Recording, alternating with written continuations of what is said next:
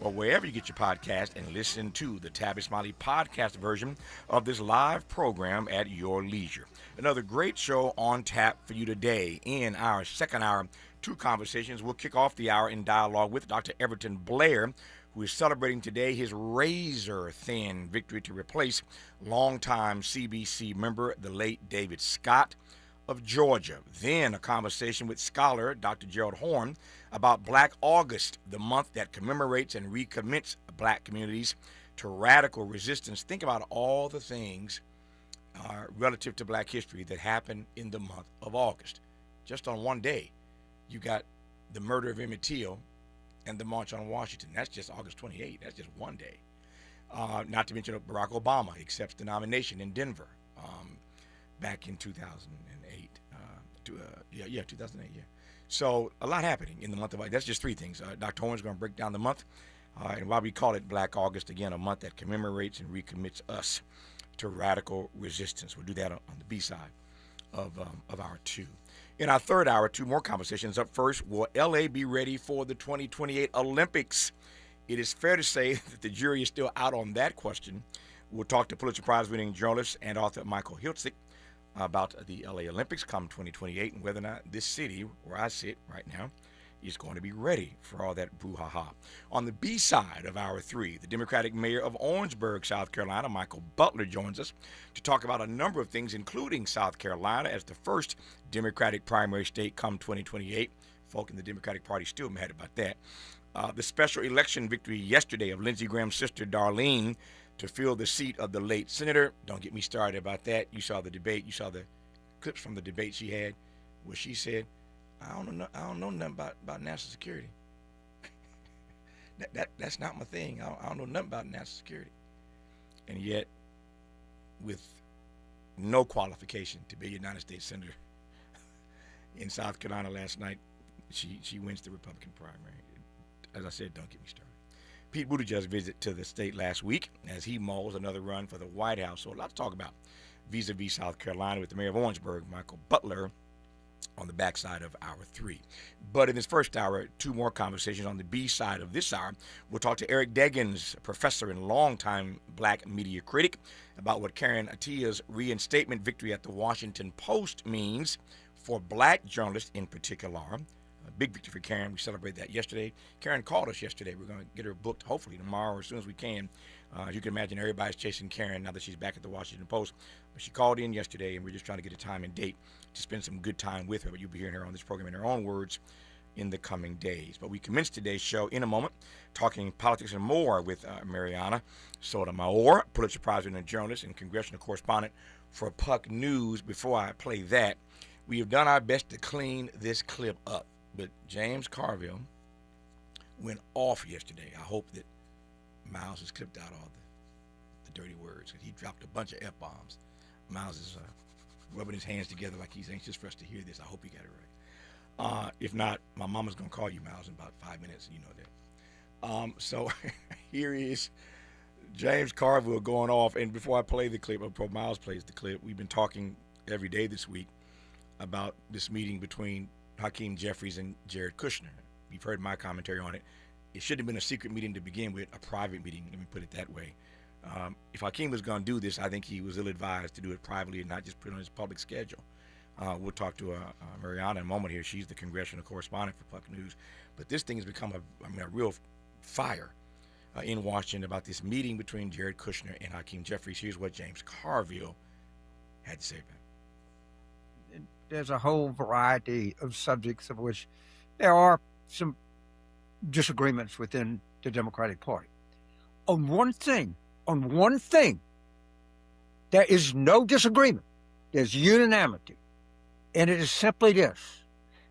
In the opinion of every Democrat in the United States, progressive, moderate, middle of the road, left, I don't know, whatever you want, we believe one thing above all. These people are a pack of felons and traitors. And you do not meet with them. You do not meet with them. There's only one thing you can do with people that you genuinely believe deep inside of every fabric of your body are a pack of thieves and a pack of traitors. That's what we believe. And we going to set out to prove that. It said, you meet with Jared Kushner, we need to drag his before a committee and find out what backdoor dealing he's got going on with Steve Witkoff and everybody else. We're not going to be nice to you. We don't like you. None of you. Now, if there comes a certain time where it have to keep the government open and you got to, yes, if you're forced by that, okay, you got to meet with them and cut a deal. Not before. F these people. Wow. Gonna be a great show. You're listening to Tavis Smiley. This show was built for you, for the community, for the culture, for everyone who wants more than headlines, for everyone who wants meaning. Tavis Smiley has always believed that public media can change lives, and every single day, that's what he comes to work to do. You're listening to Tavis Smiley. Your voice, your issues, your show.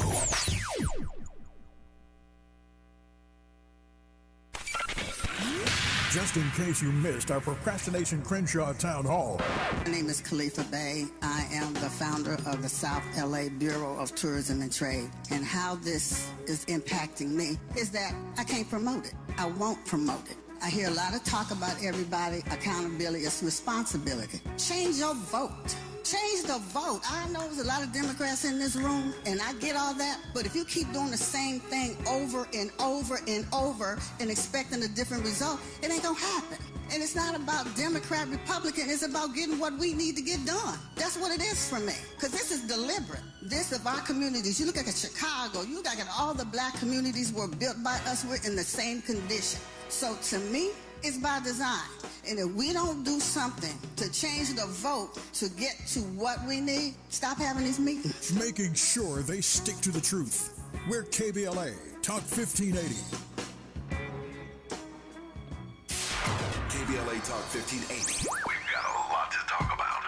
KBLA Talk 1580, connecting you with services and solutions. These are hard times for housing in America. Too many in our community face barriers to safe housing, behavioral health care, and affirming spaces for healing, particularly those impacted by poverty and stigma or incarceration. Rooted in South LA, Ahmad supports impacted communities through housing, wellness, and leadership development. Ahmad provides culturally responsive, peer-led support from transitional housing and mental health services to leadership development and youth empowerment. They offer safe, affirming houses for youth, transgender women, and formerly incarcerated individuals. Therapy and peer support with a focus on healing trauma in Black communities. HIV prevention and care, free testing, education, and wraparound services for whole person wellness. Standing in the gap with health, housing, and hope. Reach out to Ahmad Institute at 323-569-1610. That's 323-569-1610. Or visit amaad.org. This is a community call to action from KBLA Talk 1580.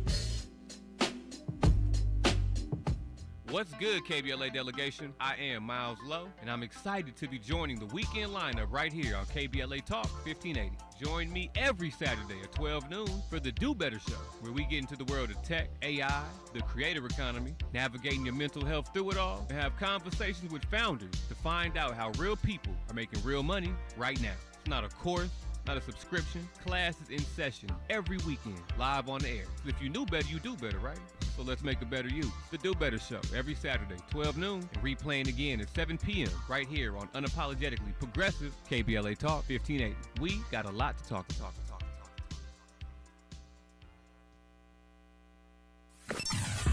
Sometimes he fails at fitting in, but we're okay with that. You're inside the Tavis Smiley Show. I'm tempted to play that clip again. I won't, maybe later in the program, but my time is running and I got to get Marianna Sotomayor on the line here. Before you ask, no, she is not related to the justice. I know she gets asked that question 1,000 times a day, right, Marianna? Unmute yourself, Marianna. Unmute yourself. Yeah, hello. There you go. There you go. I can hear you now. That is true. I get asked all the time. I'm sure. Not the worst person to be related to, though. No disrespect. When people ask that question, that'd be a nice connection. No, not at all. It's a great last name. It is a great last name. and she's building quite the legacy on the court. That's another conversation for another time, though. But I digress for now. So I played the James Carville clip. You heard it. This story is hotter than fire. You are the congressional correspondent for Puck News. Let me stand down and pass the mic to you. Tell me about this Jared Kushner, Hakeem Jeffries meeting. He had to respond to it yesterday. It's everywhere. Give me your read of it. Yeah, I have been covering Jeffries now in particular for the last 5 years, watching his evolution as a growing and emerging leader in the Democratic caucus to actually becoming leader. Now all of this potential preparation for him becoming speaker. And all of that is the backdrop, and I think why there is so much commentary on this meeting. Two things can be true. So when I've talked to lawmakers about it, once the New York Times broke this story over the weekend, a lot of his Democratic colleagues say, it is significant, the fact that Trump's orbit wanted to have a meeting with Jeffries, because it is an acknowledgement that, again, Trump's orbit believes that House Democrats can flip the majority in November and maybe start to have, a line of communication. Having, especially in divided government, having a back channel, a line of communication to the White House or across parties is not rare. It's typically how things are done. But obviously, we live in an incredibly polarized time. And especially in this election, we have seen how voters, and it's not just Democratic voters, right? You're seeing independents as well who are so fed up with the Trump administration, and they want to see Democratic fighters. And that definition is different in every election. Sometimes it's generational, right? They want more younger voices, but they also want people who are just going to stick it to the Trump administration in every way possible, whether that's the president to cabinet officials to other aides in and around the White House. And Jared Kushner is definitely atop of that list. So, does this jeopardize Jeffries becoming speaker? No. I have not heard that from lawmakers and from a lot of Democrats who will be coming in next year. But it is significant that you have seen Jeffries have to put out that social media video. Even he himself, I think, said, I can't believe I have to clarify this, but I will. And say, I'm going to go after every single member of the Trump cartel. He has been for the past year talking about corruption and how a Democratic majority would go after a number of these people. And Jamie Raskin, who is a top Democrat on the Judiciary Committee in the House side, would presumably be the chairman of that committee, has also said, we're going to look into Kushner, his family dealings, all of this stuff. So that's why I said, two things can be true. Again, this is not something that necessarily is going to topple his chances at being speaker, but there are so many questions, and I've heard from some lawmakers, a lot of congressional Democratic aides who questioned the strategy here. Why did he put out that video? Why did they, go ahead and kind of let this story be out there for so long? Who has advised him on a number of fronts? It brings up other questions about, how ready he will be when he is speaker, how he will be tested and be making decisions in response to, frankly, a base that is very energetic and is choosing a number of lawmakers who will be part of the caucus come the new year. I'm in my sweet spot right now. I love a guest like Marianna Sotomayor. You ask one question, which leads to 10 more questions. I love a guest that makes my work easy. It makes my work light. So thank you for that there you go. Thank you for that one response, Marianna. Now I can go. I got 10 questions based on that. Let me start with this. Let's do it. Let me start with this. It may very well be inevitable, who knows, that Hakeem Jeffries does, in fact, make history as the first African-American to be Speaker of the House. And many people in my audience listening to you right now across the country would celebrate that. And yet, there's another way to read this, that they reached out to Jeffries not just because he may be the man come November, but because they see him as, how about I put this lovingly and respectfully, soft serve. He likes soft serve ice cream as compared to Nancy Pelosi. The question is, would they be sending Jared Kushner to try to talk to Nancy Pelosi if she was still the speaker? There is another way to read this, is there not? Yeah, no, you're totally right. And that is such a good question. Jeffries and his orbit have acknowledged that he and Kushner do have a long-term relationship. They actually, during the first Trump administration, worked on a number of criminal justice bipartisan bills. And so they have this existing relationship. And that is possibly why Kushner reached out to kind of, again, open this line of communication.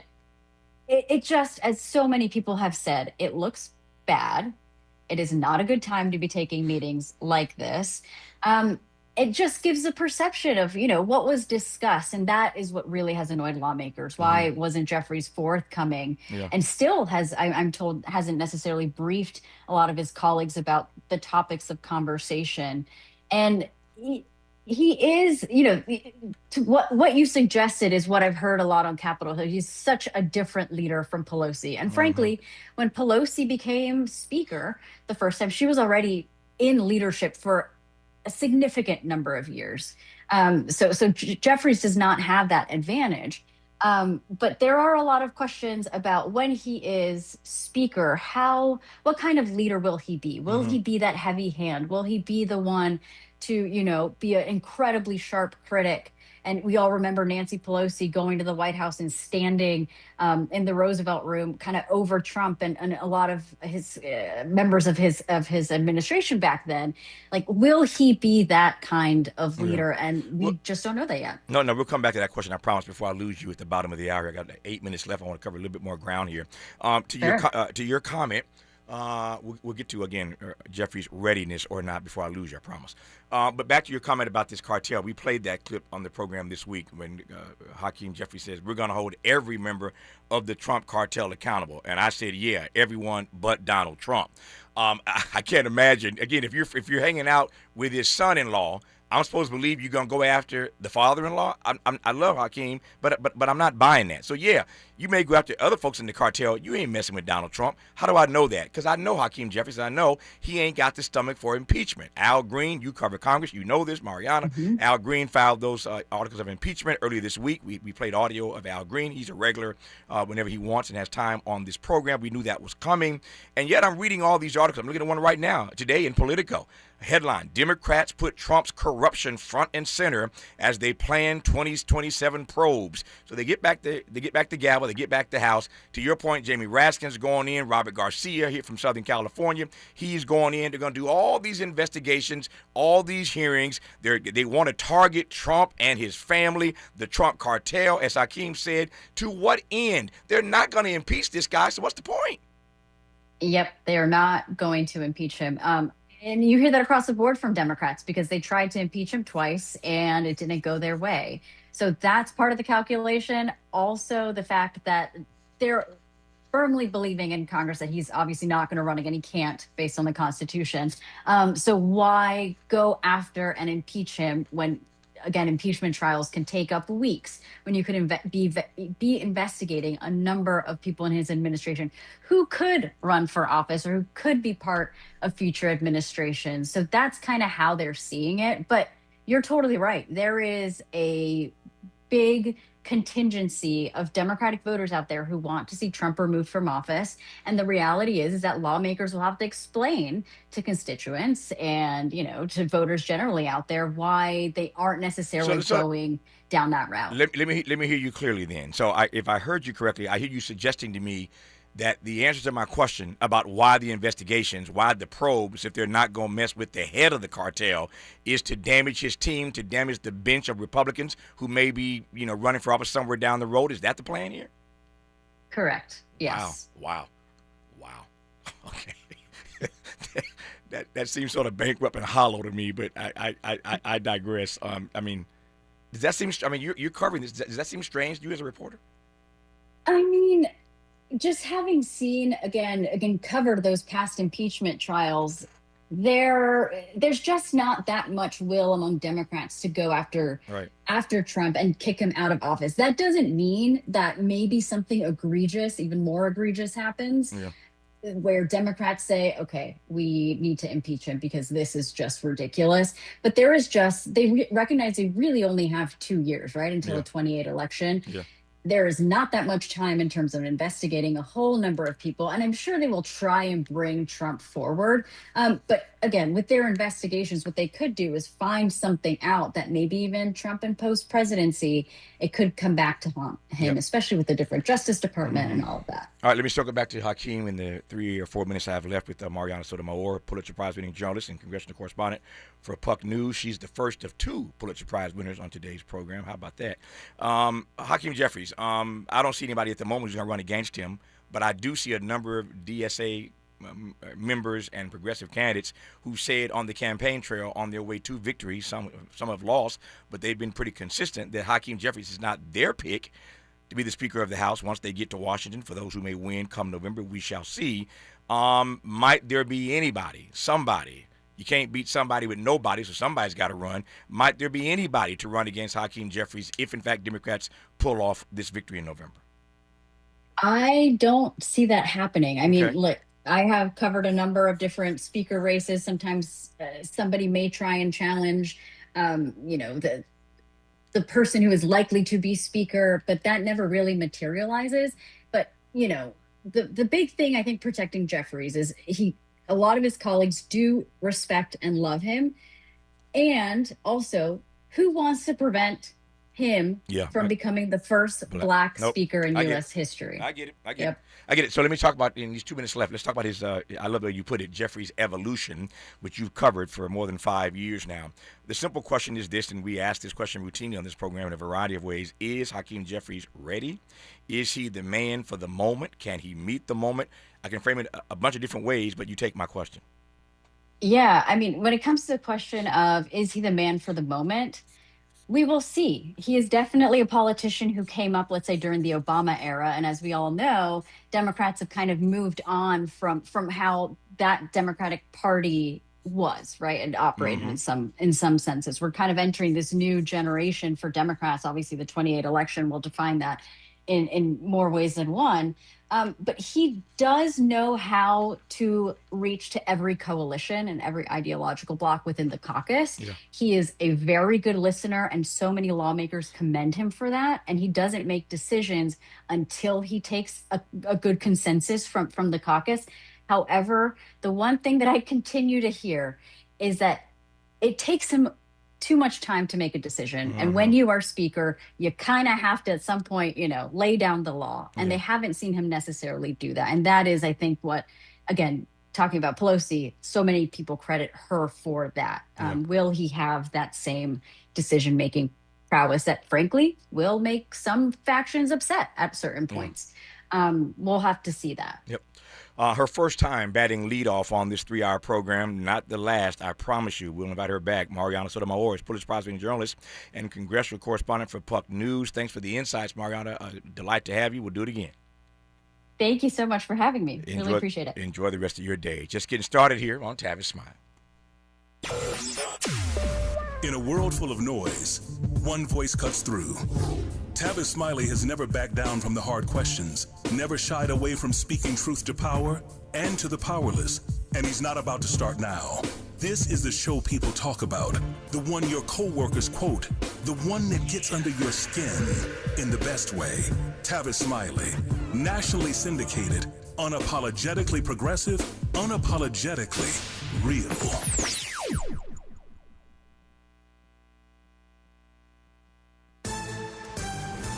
I'm Bree Wood with BIN News Now. Michigan Senate candidate Abdul El Sayed is distancing himself from controversial comments made by online influencer Hassan Piker about American Jews and Israeli policies. If the only answer that Mike Rogers and Donald Trump and J.D. Vance have to this economy is to point to me and say there are scary words associated with him, those scary words are not raising gas prices or keeping you from seeing your doctor. On Fox News Monday night, El Sayed reaffirmed his commitment to the safety of Michigan's Jewish community. A new YouGov survey finds Americans remain divided on race relations. Most Black Americans say racism is still a major problem, while opinions differ sharply by political party on whether race relations have improved or worsened over the past decade. And New Orleans is preparing to mark the 21st anniversary of Hurricane Katrina. Community events this week include a memorial march in the lower 9th Ward as residents honor the more than 1,000 lives lost. Get BIN News Now on demand 24/7 on the iHeartRadio app. Think It Up is an initiative to activate student-powered, teacher-led learning projects.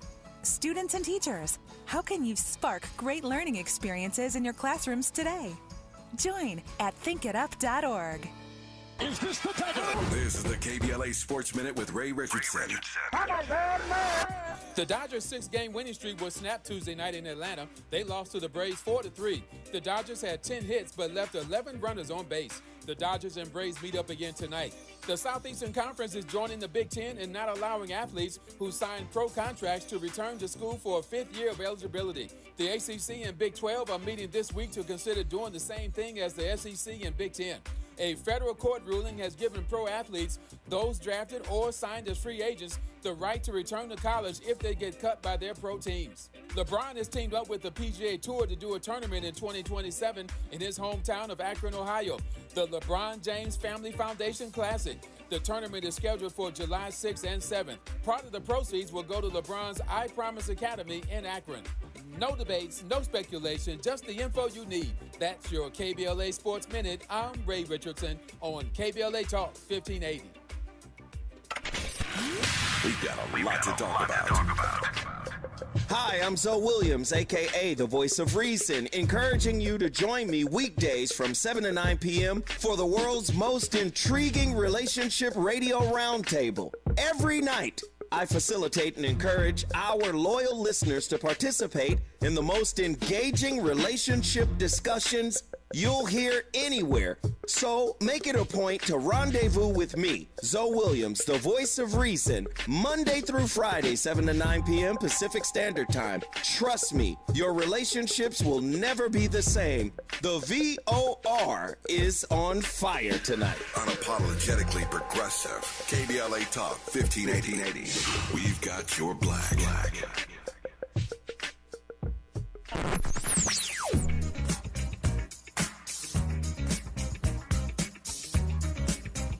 This is KBLA Talk 1580. Talk radio. That's music to your ears. We're unapologetically progressive. KBLA Talk 1580. The more you listen to your kids, the closer you'll be. So we asked kids, what do you want your parents to hear? I feel sometimes that I'm not listened to. I would just want you to listen to me more often and evaluate situations with me and lead me towards success. We're not adults, so just be there and listen. I just want someone to yap to. And I just feel like I'll be fine if someone just hears me talk and talk and talk and talk and talk and talk and talk. You're doing a really good job. And I don't think I tell you that enough. And I know sometimes we get into it and it's just hard on both of us. But, try to understand me more and I'll try to do the same. Listening is a form of love. Find resources to help you support your kids and their emotional well-being at sounditouttogether.org. That's sounditouttogether.org. Brought to you by the Ad Council and Pivotal.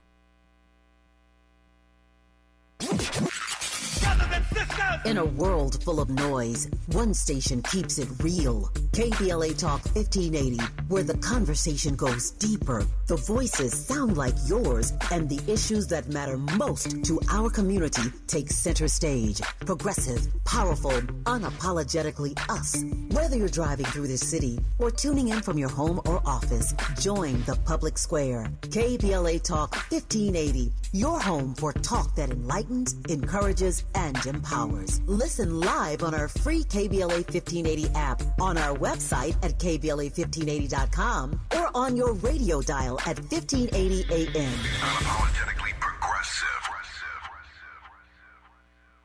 He's a paradigm pioneer. And the top-rated African-American talk show host in the nation, according to Talkers Magazine. You're tapped in with Tavis Smiley right now. You are indeed. We thank Marianna Sotomayor for kicking us off in the first half hour today. It's going to be a full and busy show. A lot of great guests, including our guest now, Eric Deggans, professor and longtime media critic. We'll talk about what Karen Attiah's reinstatement victory at the Washington Post means for black journalists in particular. I mentioned earlier that Karen reached out yesterday, just couldn't swing it, getting her on the program today, but we're working on locking in the time. She's been a guest on this program heretofore, and she's anxious to come back and let us hear from her in her own words about this drama with the Washington Post. As you know, they summarily fired this sister just last year. And she went after Jeff Bezos' Washington Post for wrongful termination. And they sat with a private arbitrator, private mediator, and Karen won. She won big time. As I said, I guess a day or two ago on this program, it's a victory for the right kind of Karen, a victory for the right kind of Karen, and I couldn't be happier for her. I think it resonates in a variety of ways in the world of journalism writ large, but specifically, it will have an impact, I hope and believe, into the future for black journalists in particular, certainly just following their annual confab, NABJ, in Atlanta this year. So, Eric, good to have you on the program. How are you today, sir? Doing great, and glad to talk to a fellow Indiana University alum. There you go. There you go. Go Hoosiers. Go Hoosiers. Go Hoosiers, man. Although, as you know, our quarterback is now with the Raiders, so I don't know what that means for the team this year. But anyway, it was a Fingers crossed, man. Yeah. It was a great year last year for the Indiana Hoosiers, undefeated national champions, Heisman Trophy winner. But now he's I don't want to hijack your show, but yeah. Man, how weird was it? Yeah. Like, we're used to basketball. That's right. Right. We're used to that. That's we right. were not used to football. Undefeated. I mean, it was amazing. Yeah. Well, as you well know, since we're talking Hoosier politics and Hoosier sports for just a second here, the basketball thing's been on the slide for a while now. It's been on the slide. So you can't have it all, man. There you go. There you go. we were there when Bobby won the NCAA. So That's right. I can't quibble. No. I was there. Bobby Knight. I was there during the Isaiah Thomas era. So Zeke and I are friends to this day because of that. I just talked to Isaiah the other day, as a matter of fact. During the Bobby Knight era, he racked up a number of national championships. But we've been on the slide for a long time with Hoosier basketball, Hoosier football. Made a huge statement last year. And what's funny about it was everybody knows I went to IU, of course, and so people were calling me and texting me and emailing me and congratulating me like I was on the team or something. But the point is that run last year for college football was an amazing feat. And everybody, people who had never heard of Indiana or knew anything about Indiana, were like rooting for the Hoosiers to pull that off, and they did. So it was a good feeling to have gone there, as did you, and to see the whole country sort of rooting for your team. But again, he's now with the Raiders. I said the other day on this program, he couldn't be in a better spot because to be a quarterback with Tom Brady as your owner, I mean, the advice and counsel he's going to be getting every week is going to be okay. Polish up the Lombardi right now. There you go. That's it. Now you're doing too much. Now you're doing. We still talking about the Raiders. We still talking about the Raiders now. So anyway, I digress. I digress. All right, let me get to Karen. This is a big story. It's a big deal. And as I said a moment ago, I'm waiting for Karen to come on the program so I can talk to her directly. But everybody else is talking about this as we should. Certainly those of us who operate and have for years now been inside this bubble of media, as it were, certainly as black journalists. So talk to me about the way you read this breaking news of this week. Well, first of all, I think anybody who knew the situation knew that the Post's rationale for firing Karen didn't make any sense and really shouldn't have happened.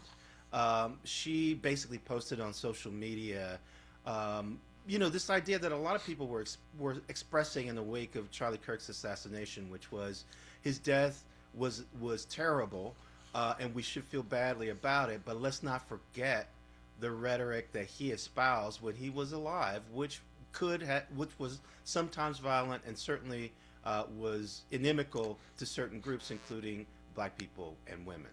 So she expressed a point of view that she certainly could have written in a column on the Washington Post. It was certainly within her purview as an opinion writer at the paper, and they fired her, saying that somehow she affected the integrity of the organization, and everyone knew that was nonsense. That they fired her because she angered conservatives, and the opinion side of the paper was being reconfigured to appeal more to conservatives and sort of expel any outsized liberals who worked there. So first of all, as a black journalist and an opinion journalist myself, I sort of feel like that it's a victory that resonates for all of us. Anyone who tries to fire us under similar circumstances for simply doing our jobs in the social media space we now have something to turn to say, look at what the Washington Post had to do. They have to rehire her. They have to give her back pay. This was part of the employment agreement that she had with them, which required disputes like this to go to arbitration. Secondly, this sense that these owners who are taking these actions which feel like they are encroaching on journalism ethics, pressure to espouse a certain political position, getting rid of people who have a long history of employment and a long history of talking a certain way about issues simply because of their opinions. We now have a decision that pushes back against that and shows other journalists that there's a way to fight back if you have an owner who is making these unethical decisions about, sort of curbing the expressions of employees, particularly people whose job it is to express their opinions. Every time I read what she posted, we talked about it again on this program earlier this week.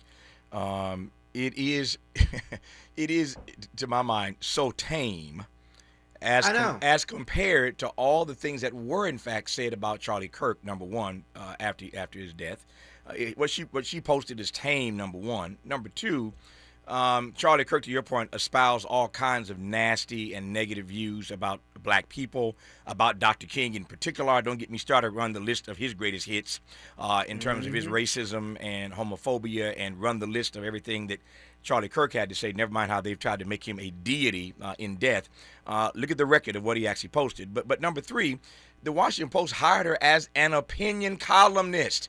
We pay you to express your opinion, and finally, no lies were told in what she said. No lies were told, everybody. It was so obvious to anybody with half a brain that this was the Washington Post, playing its own brand of politics. But this case was weak when they made this decision, as far as I'm concerned. Well, even larger than that. There was an exodus of liberal voices from the opinion section that happened before she was fired and after. And so, you can also make the argument that this was just part of a purge that they had pursued in a wider sense, ridding the opinion section of its overtly liberal voices and, its people of color. Right, she was the last black columnist, I do believe, in the opinion section at the Washington Post, a newspaper headquartered in Chocolate City. Like, how is that possible? And of course, again, this idea that even if she had, she didn't violate any of their policies, but even if she had, why would the response be firing? Why wouldn't the response be, let's have a talk, let's talk about how you express yourself in the future, let's set some guardrails, let's suspend you for a week or suspend you for 2 weeks. It just seemed obvious. This was an excuse to get rid of somebody they wanted to get rid of anyway. Yep. So, and the question remains whether they're going to hire her back. She said that she's willing to go back, but we haven't heard anything from the Post on whether they'll take her back. Let me frame where I want to go, and when we come forward, I'll let Eric Deggans, our guest, NPR critic at large, journalist, author. His Substack is called Switching Codes with Eric Deggans. Wears a lot of hats. We'll let him respond to this when we come forward. Here's the frame, and this is nothing new. We're going to talk later in this program, second hour, Dr. Gerald Horne, about Black August and why this month of August is an opportunity for us to commemorate and recommit ourselves to radical resistance, given all the black history that has taken place in the month of August. We'll do that. It's going to be a great conversation in our second hour with Dr. Gerald Horne, this brilliant black scholar. But that said, there's an old adage that goes like this: when and where I enter, the whole race enters with me.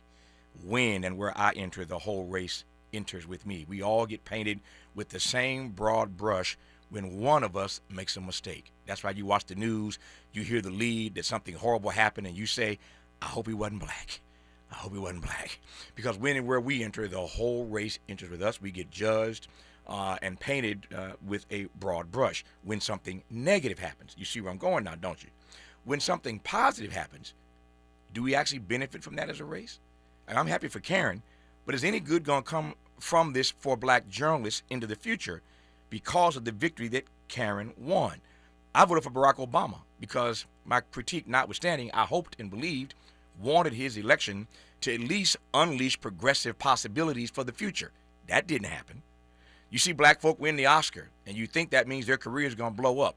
Save Denzel Washington and maybe Morgan Freeman. The rest of them, it ain't worked out. You get the statue, but your career didn't blow up because of that Oscar win. You take my point. I'm done for now. We'll let Eric Deggans respond to whether or not and what this means for black journalists writ large, if anything, when we come forward on Tavis Smiley. Every day, somebody somewhere is trying to silence the truth. Not on this show. For over 3 decades now, Tavis Smiley has been bringing you the conversations that matter, the voices that challenge, the ideas that move us forward. From the halls of power to the heart of the community, Tavis covers it all. Real talk in real time. This is Tavis Smiley.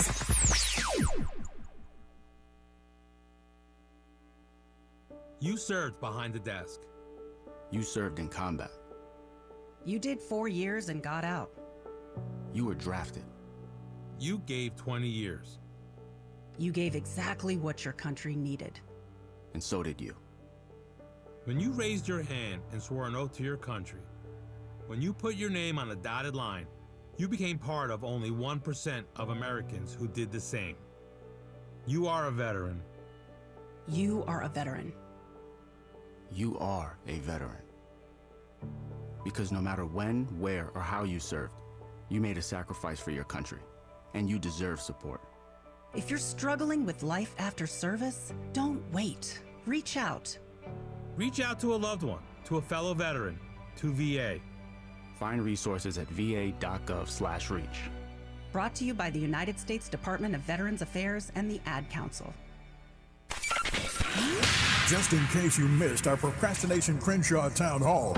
My name is Bronwyn, and I've been in this neighborhood for 65 years. All righty. I was raised here, right on Crenshaw Boulevard. Ancestry, legacy, everything. No parking. In regards to our elderly, in regards to trying to get from one end to the other, 48th and 50th Street is a dead zone. You got to get off the bus, and you got to make your way down in the middle of the block.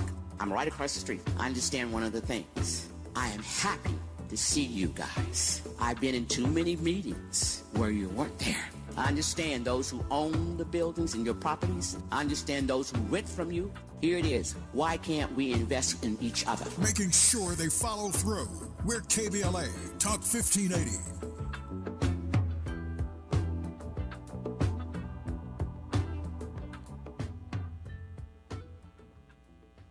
Hey, Dad, how do airplanes fly? What's in this box? Can I touch this? Where does sand come from? Is this tree good for climbing? What happens if I mix these two things together? How are babies made? What does this thing do? Kids are curious about everything, including guns. Talking to them about gun safety in your home is a good first step, but you can do more.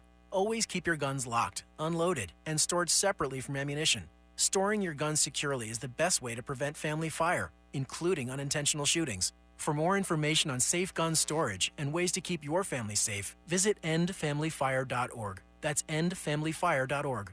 What do we keep in the attic? What's this thing called? Can I ride my bike backwards? Like I said, kids are curious. It's up to us to keep them safe. Brought to you by End Family Fire, Brady, and the Ad Council.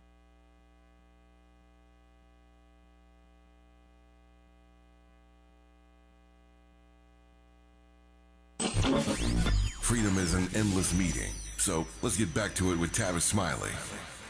Tavis Smiley, Eric Deggans, NPR critic at large, journalist, author, has his own professor, has his own Substack piece called Switching Codes with Eric Deggans. We jumped in this thing so fast, Eric, because you and I cover this stuff every day that I think this audience is pretty smart. They've heard this, but just to reinforce it, for those who are curious about what she actually posted that got her fired, that Eric Deggans and I were discussing earlier, I should just back up and make sure we're all on the same page. My bad, my mistake for not doing that at the top of the conversation. She wrote, part of what keeps America so violent is the insistence that people perform care, empty goodness, and absolution for white men who espouse hatred and violence. In a subsequent post, she noted, refusing to tear my clothes and smear ashes on my face in performative mourning for a white man that espoused violence is not the same as violence. That's what she posted. And that's what got her fired. As I said, it was tame compared to other things said about Charlie Kirk. Certainly tame compared to the things that Charlie Kirk said about us.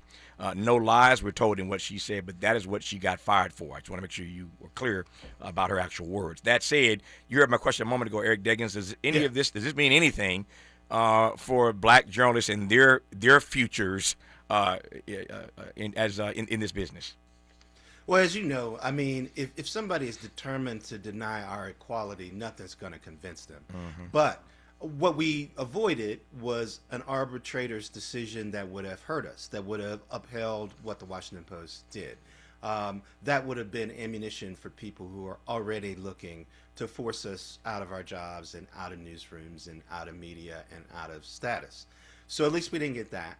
And for some people, it might make a difference to see that an independent arbitrator looked at the situation and came to the same conclusion that we all did, which is that she expressed herself within the bounds of what was expected of her as an opinion columnist, and it was ludicrous to fire her over it. As I said, you know, they had many different options for dealing with this, termination being the most extreme, and to go there first tells you that there's some other agenda at play there. They wanted her gone for a different reason, I believe.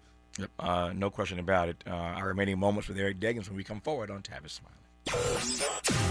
Who's sitting across from Tavis this week?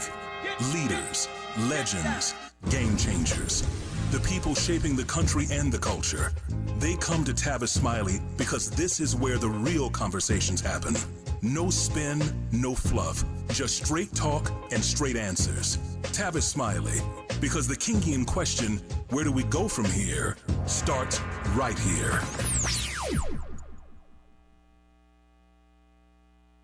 The KBLA 1580 app puts the realest conversations right in your pocket. Stream live wherever you are in the world. No static. No searching the dial. A crystal clear connection 24/7, exactly when you want it. We recommend that you keep automatic updates enabled. Set it and forget it.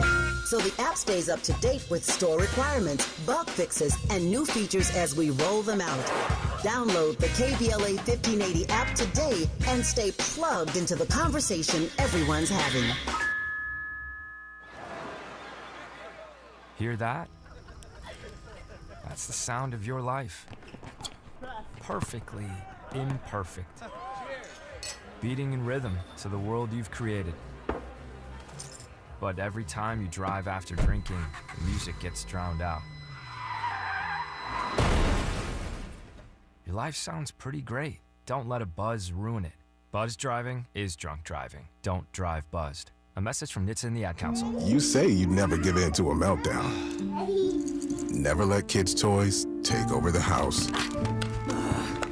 And never fill your feed with kid photos. You'd never plan your life around their schedule. Never lick your thumb to clean their face. And you'd never let them leave the house looking like less than their best. You say you'd never put a pacifier in your mouth to clean it.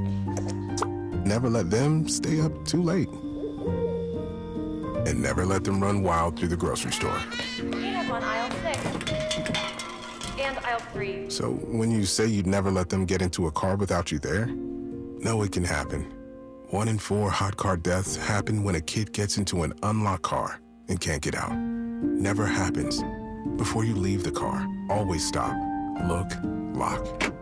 Brought to you by NHTSA and the Ad Council. Less monologue, more dialogue. Tavis Smiley continues right now. He does indeed with Eric Deggans for another 3 or 4 minutes here. So I asked you a moment ago whether or not this victory for Karen at the Washington Post means anything for the rest of us who may find ourselves in harm's way into the future. You responded to that with eloquence and brilliance, and I thank you for that. I want to close, I think, with this as the next question. We know that she criticized. I read her, her statements, her post a few moments ago, so the audience could hear her criticizing America's cultural double standard regarding white men like Charlie Kirk, who espouse hatred and violence. The flip side of whether or not we, will be benefited by her victory is whether or not more black people will be afraid to speak out as Karen did, knowing that it is a rarity that you're going to get rescued in this way, and that if your black behind gets fired, you're just going to be out of a job. You take my point?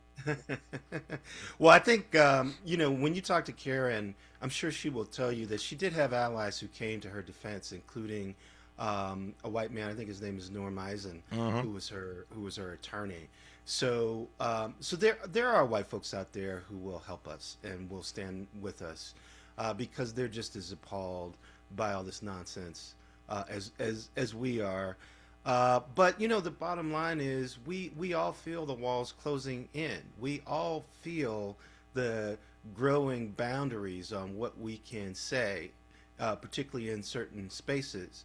And every time we decide we want to speak up, we have to decide if we're willing to pay the price if it gets used against us. We've always had to deal with that, but now in particular, we have to worry about that. And there are some folks in some situations who just can't take that risk, right? They're not in a supportive space.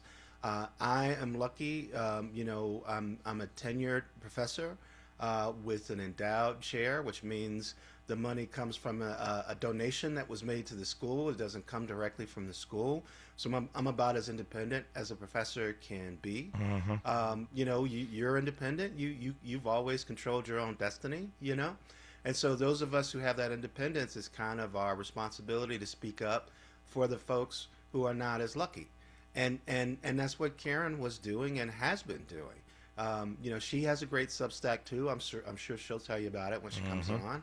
And she's been at the forefront. She didn't let getting fired stop her from speaking out. In fact, she raised her voice. That's right. Right. And people like me, I tried, I did what little I could, reposting her posts on Substack and being supportive and joining. She had an online course. She also had a course that she was teaching, I think was at Columbia, get canceled. And so she offered it online, and I signed up for it, and other people did. And so what folks have to do is when folks get penalized, we have to have their back. Yeah. And there were a lot of folks who did have her back, which was great. And it inspires all of us, because we hope that if any of us are unlucky enough to be caught in that situation, we'll also get support. I love Eric Deggans, the way that you and others leaned in to support Karen, and I'm glad you shared that with this audience, because that's what we need to do. When one of us gets in trouble, we all gotta rally around each other, man. Particularly if we're doing righteous work like you're doing, and like Karen is doing, and like we're trying to do here every day. Speaking of Karen's Substack, thank you, Eric. She does have a Substack, and she wrote a piece about this. You should look it up. The headline: "The Washington Post fired me. I fought and won my job back." The Washington Post fired me. I fought and won my job back. That's Karen, last name spelled Attiah. That's how you find her. But it's an amazing Substack piece, and thousands of folk have already commented on this. It's a great article that she wrote about the journey that she was on for the last year, trying to get her job back. So the Washington Post has been ordered to rehire her after these Charlie Kirk posts. We shall see if she takes him up on that, and we'll talk to her about that when she comes on this program. For now, we thank Eric Deggans, NPR critic at large, tenured professor, journalist, author. His own Substack is called Switching Codes with Eric Deggans. Eric Deggans, I thank you for these insights, and I appreciated having you on the program. Thank you so much for having me, brother. Appreciate it. My pleasure. More of Tabby Smiley when we come forward. KBLA 1580 Santa Monica. I'm Bree Wood with BIN News Now. Michigan Senate candidate Abdul El Sayed is distancing himself from controversial comments made by online influencer Hassan Piker about American Jews and Israeli policies. If the only answer that Mike Rogers and Donald Trump and J.D. Vance have to this economy is to point to me and say there are scary words associated with him, those scary words are not raising gas prices or keeping you from seeing your doctor. On Fox News Monday night, El Sayed reaffirmed his commitment to the safety of Michigan's Jewish community. A new YouGov survey finds Americans remain divided on race relations. Most Black Americans say racism is still a major problem, while opinions differ sharply by political party on whether race relations have improved or worsened over the past decade.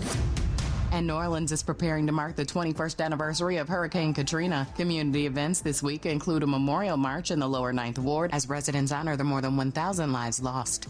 Get BIN News now on demand 24/7 on the iHeartRadio app. Think It Up is an initiative to activate student-powered, teacher-led learning projects. Students and teachers, how can you spark great learning experiences in your classrooms today? Join at thinkitup.org. Is this the time? This is the KBLA Sports Minute with Ray Richardson. The Dodgers' 6-game winning streak was snapped Tuesday night in Atlanta. They lost to the Braves 4-3. The Dodgers had 10 hits but left 11 runners on base. The Dodgers and Braves meet up again tonight. The Southeastern Conference is joining the Big Ten in not allowing athletes who signed pro contracts to return to school for a 5th year of eligibility. The ACC and Big 12 are meeting this week to consider doing the same thing as the SEC and Big 10. A federal court ruling has given pro athletes, those drafted or signed as free agents, the right to return to college if they get cut by their pro teams. LeBron has teamed up with the PGA Tour to do a tournament in 2027 in his hometown of Akron, Ohio, the LeBron James Family Foundation Classic. The tournament is scheduled for July 6th and 7th. Part of the proceeds will go to LeBron's I Promise Academy in Akron. No debates, no speculation, just the info you need. That's your KBLA Sports Minute. I'm Ray Richardson on KBLA Talk 1580. All I need is one mic. With a KBLA Talk 1580 editorial, I'm Tavis Smiley. Culture in my lifetime has been as impactful, if not more impactful, than politics or law or any other pursuit or business. You know, I like to say culture is undefeated. Culture is undefeated. That's what Council President Marquise Harris Dawson says, and you know what? He's right. Culture is undefeated. But here's the problem. You don't get to celebrate the culture while ignoring the people who created it. And that's where this procrastination Crenshaw conversation gets real. As you know, the community sent a formal letter to Harris Dawson. We're still waiting for an official response from the city. The deadline is Friday, September 4th. But in the interim, Harris Dawson penned an open letter to the community. Okay, that's fine, but responding is not the same as answering. That said, let's not confuse fixing the parking, repairing the streetlights, and repaving streets and sidewalks with finishing Destination Crenshaw. The community was promised a transformational project. So, where is it? When is this thing going to be finished? The council president says the project is being delivered on a timeline. What timeline? That's not an unreasonable question, and that's not an attack. It's not division. That is accountability. And then there's the business interruption money. So in his letter, Harris Dawson says that more than $1 million went to Doolin's on Crenshaw, and additional assistance went to a few other individuals. Oh, really? Who received the money? How much money? And who didn't? I can assure you a whole lot of folk didn't get that money. How do I know? I'm getting the phone calls. You see, transparency should not scare anybody. That's how accountability works, and that's why in our letter, we ask for an audit. But instead, what do we get? A discussion about Tavis Smiley, the pastor, the parishioners, the business owners, the people asking the questions, their motives, their ambitions, their character. Well, let me tell you something. When you can't answer the questions, attacking, insulting, and gaslighting the persons asking the questions doesn't make the questions disappear. It just makes people ask why you won't answer it. Let me be clear. We don't want to fight with the council president. We want the project finished because the people of Crenshaw are not on the sidelines, Mr. President. They are Crenshaw. And if culture really is undefeated, then respect the culture, respect the people, respect the businesses, and most importantly, respect the questions. Now, answer them. The Crenshaw Corridor community is still waiting, and September 4th is fast approaching. With a KBLA Talk 1580 editorial, I'm Tavis Smiley. As always, we welcome your feedback. Just talking louder. Say nothing.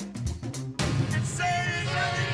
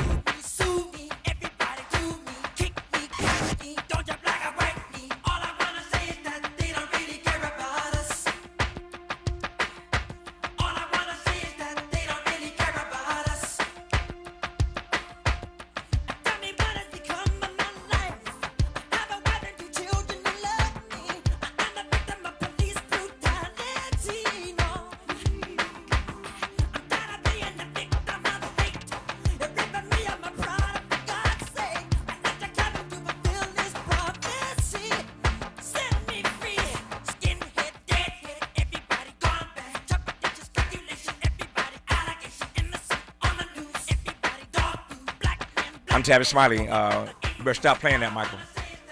Miles, you know we can't afford more than 30 seconds of that. You done lost your mind.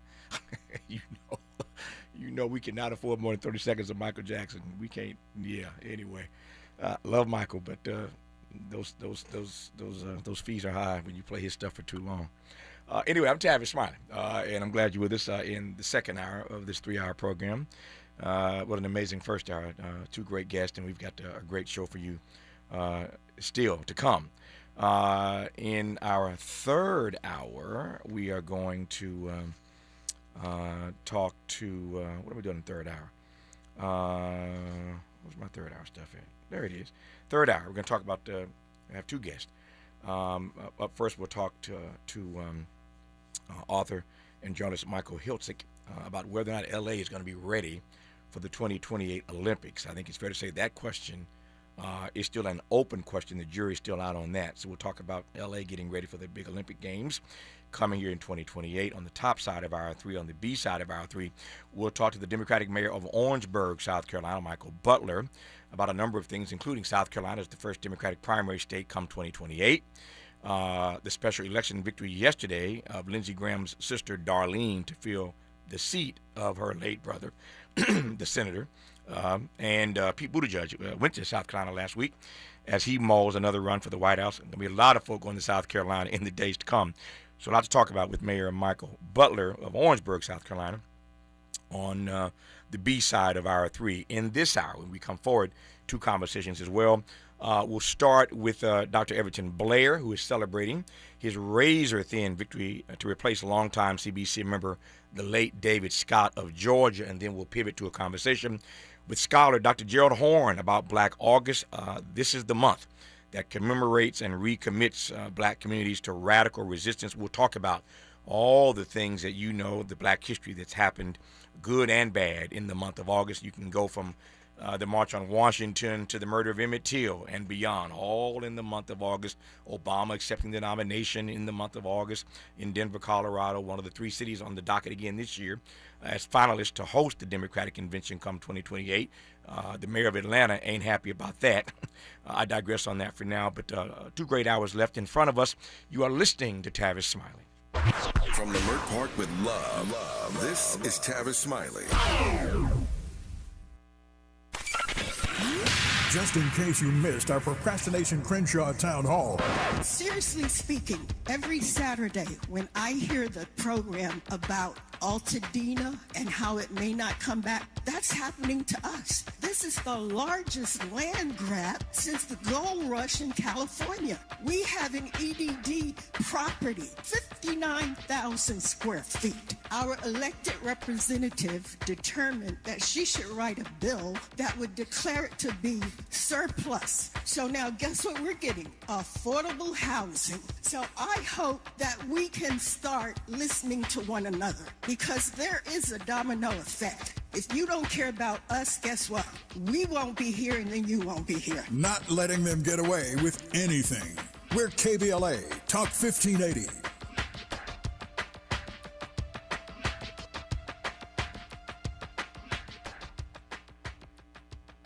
You served behind the desk. You served in combat. You did 4 years and got out. You were drafted. You gave 20 years. You gave exactly what your country needed. And so did you.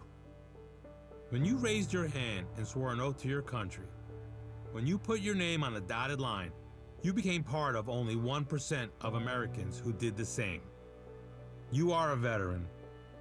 You are a veteran. You are a veteran. Because no matter when, where, or how you served, you made a sacrifice for your country, and you deserve support. If you're struggling with life after service, don't wait. Reach out. Reach out to a loved one, to a fellow veteran, to VA. Find resources at va.gov/reach.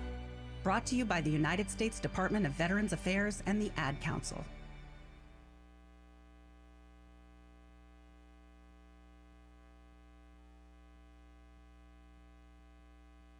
More honesty than you can handle. More empowerment than you can imagine. You're tuned in to Tavis Smiley. Tavis Smiley, Dr. Everton Blair, who, again, is celebrating his victory to replace longtime CBC member, the late David Scott. Dr. Blair, good to have you on. How are you, sir?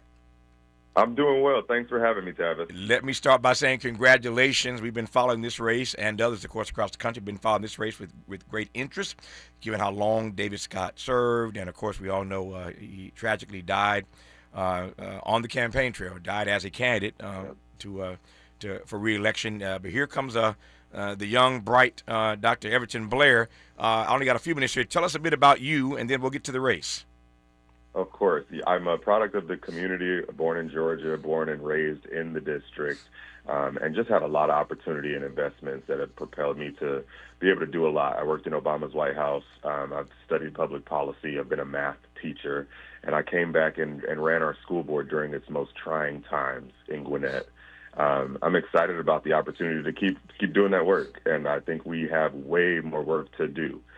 So I'm grateful for the opportunity to carry the mantle forward, and I just believe that our situation's too dire for us to be doing the same things and expecting different results. So I'm ready to bring some much-needed change. I just mentioned a moment ago that we are going to pivot from you in a few moments to Dr. Gerald Horne, brilliant black scholar, to talk about Black August and all the history that we commemorate in this month and the way we sort of recommit ourselves to the fight that is yet to be won. So we'll talk about a lot of stuff in August in a few moments, including, of course, Barack Obama accepting the nomination, as you recall, in Denver on August 28th, the date of the March on Washington, the date they murdered Emmett Till. So that August 28th date alone in the month of August has so much history inside of it. Just top line for me, the ways in which you were inspired, or you give me your own word, having the chance to work for Obama in the White House. Oh, incredibly inspired. I was a senior in high school that didn't even get to vote for him in 2008 because I wasn't old enough yet. But then I went to Harvard the year following, and the energy on campus was unmatched in this belief that a fellow Harvard graduate was our first African-American United States president.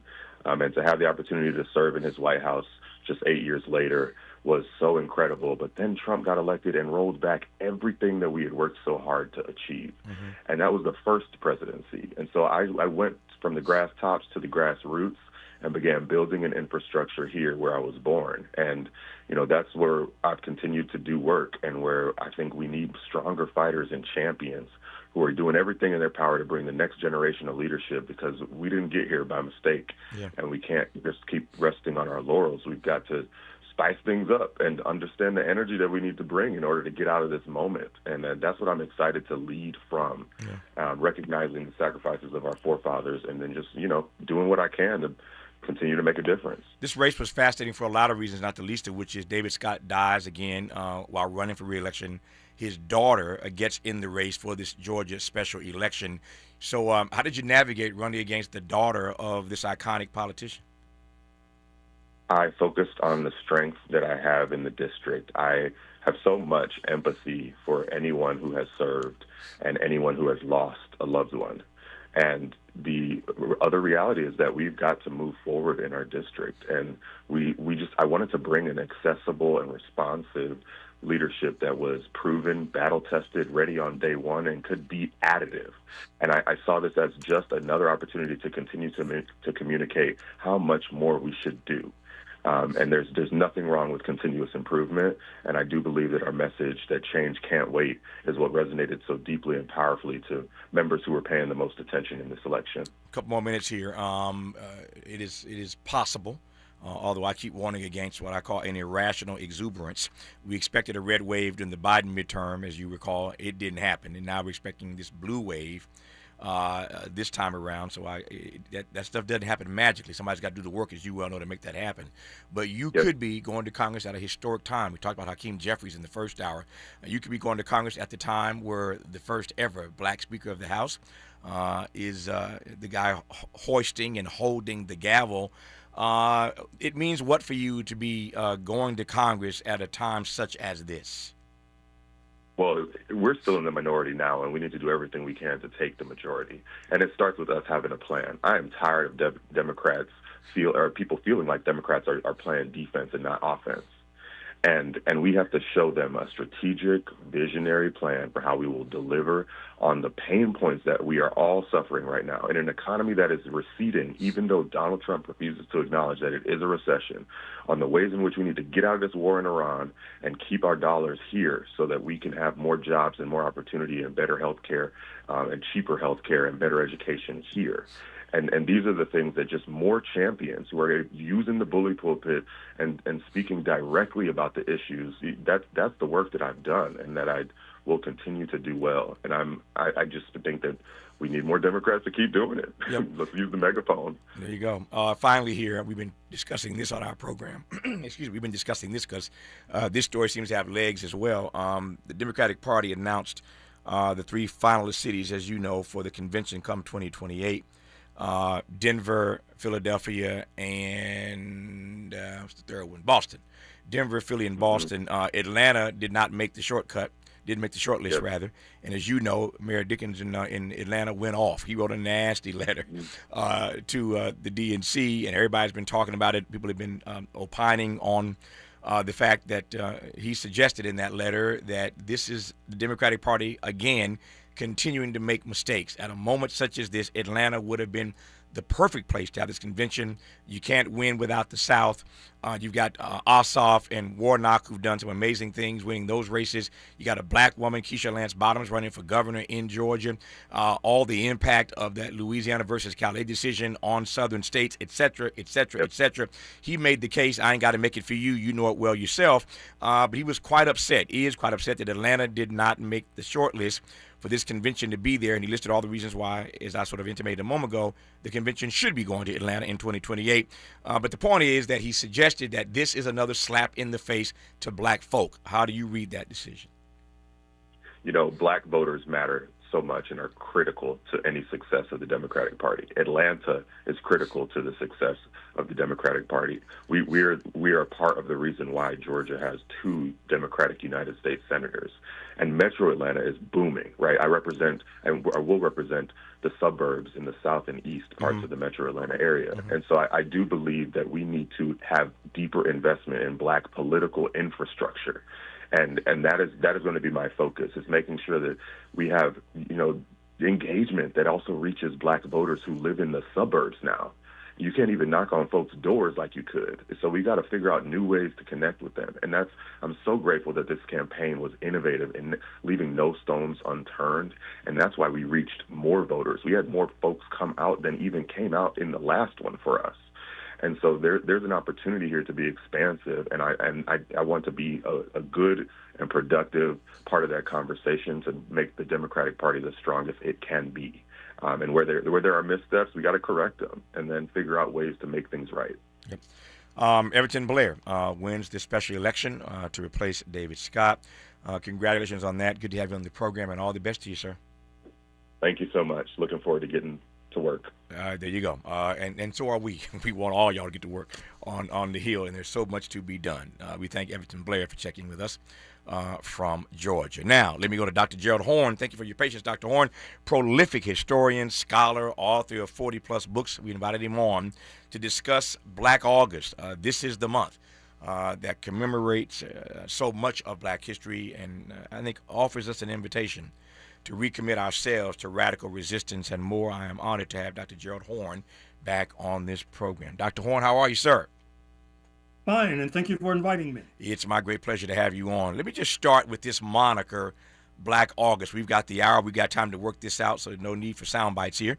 Talk to me about this notion of Black August. I want you to frame the hour, and then I'll get in where I fit in.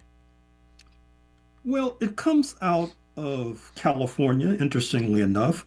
That is to say, there are those in our audience who may recall that in the 1970s in particular, there was a radical movement in the prisons, symbolized by George Jackson, who was killed under suspicious circumstances precisely in the 1970s, that led directly to the Attica Revolt a few days later in upstate New York, where a number of individuals, including prisoners, were killed.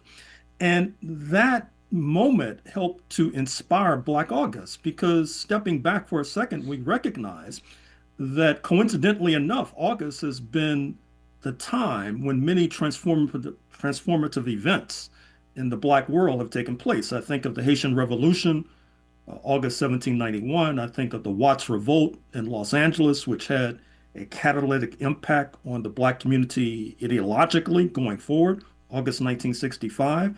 I think of the Nat Turner Revolt of the Enslaved in Southampton, Virginia, August 1831, which led directly, I would argue, to the U.S. Civil War.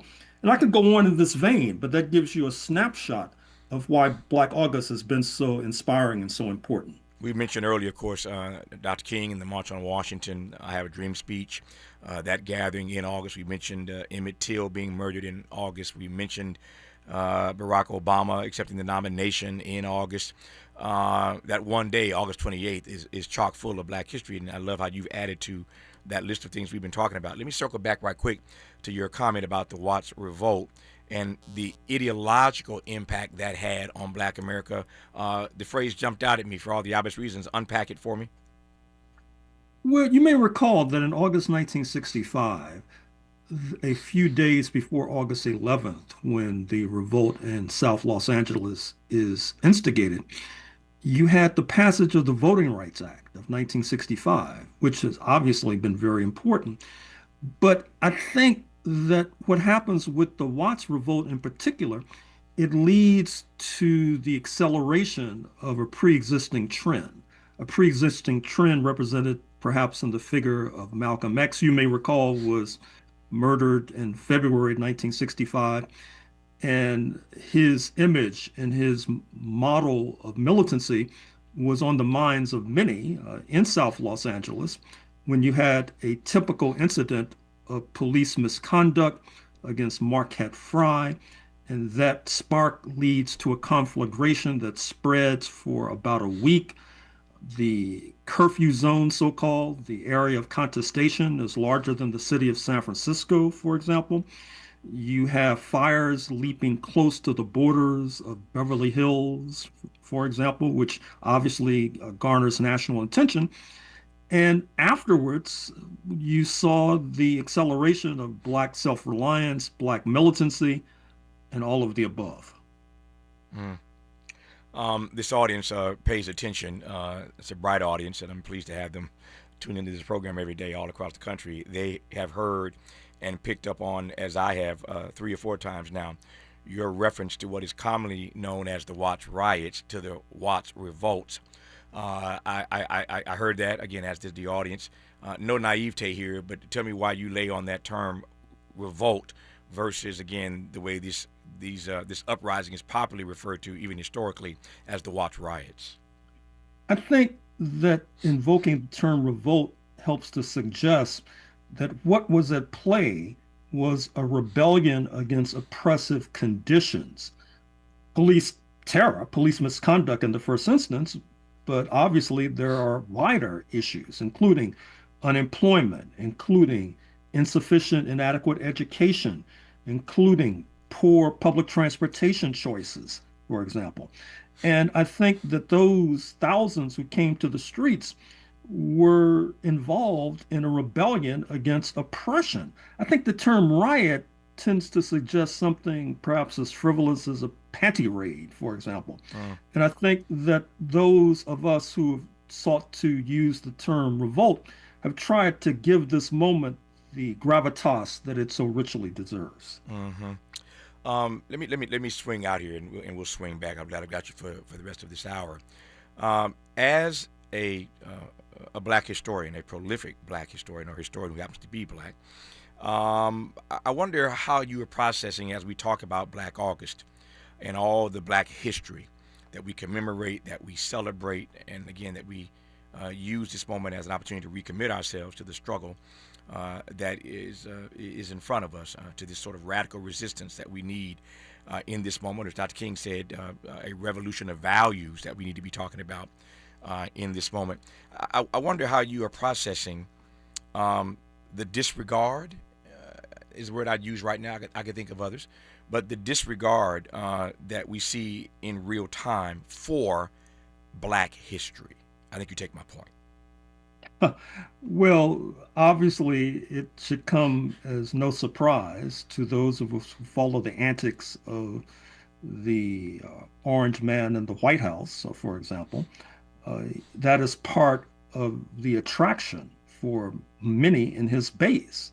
The attack on the National African American Museum in Washington, D.C., and the umbrella Smithsonian Enterprises, for example, which are led by the leading black scholar Lonnie Bunch, who, by the way, used to reside in the Southland, where he administered the California African American Museum. And so I think that the attack has a political purpose, obviously. That is to say that Mr. Trump and his minions feel that the story we tell about slavery, about Jim Crow, and rebellion against same, it helps to tarnish in their imagination this image of the shining city on the hill that they would like to propose. It's the United States as a kind of a flawless model to inspire the rest of the world. And in order to propel that so-called flawless model, they have to suppress our story. But fortunately, we're not allowing that to happen. Yeah. In this moment, is it your your point of view, your view that that America is in fact in this moment inspiring the world to do anything? Well, ask the Canadians. Yeah. Yeah. Your neighbors oftentimes know you best. And I think that the general opinion of the United States, not only Mr. Trump, but the United States in general, is rather sour right now, north of the border, in light of this unwarranted trade war that is going to raise prices for many Canadians, but at the same time, it's going to be very harmful to many interests on this side of the border. Look at what the impact will be in Michigan and Maine, for example. Look at what the impact will be on the California wine industry. There's a mass boycott in Canada of alcohol coming from the United States, not only California wine, but Jack Daniels, for example, which may, interestingly enough, be in its death throes, not least because of this boycott from Canada. So I don't think that the Canadians are with this notion of the United States as a shining city on the hill. Yeah. We're talking in this hour with the renowned scholar, Dr. Gerald Horne, about the legacy of Black August. More when we come forward on Tavis Smiley. Helping to stretch your moral and political imagination. This is Tavis Smiley.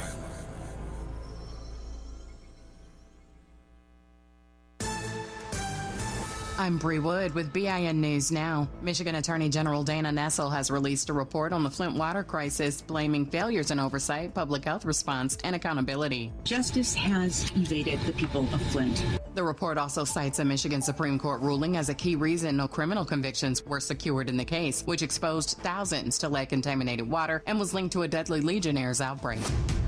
House Democratic leader Hakeem Jeffries is facing mixed reactions after reports of a private meeting with Jared Kushner. Jeffries says any discussions would focus on policy issues while critics and supporters within the party debate the move. And President Trump's proposal to allow more tariff-free foreign beef imports is drawing criticism from farmers. The National Black Farmers Association says the plan could hurt U.S. cattle producers, particularly black farmers, and is urging the administration to invest in domestic agriculture instead of increasing imports. Get BIN News Now on demand 24/7 on the iHeartRadio app.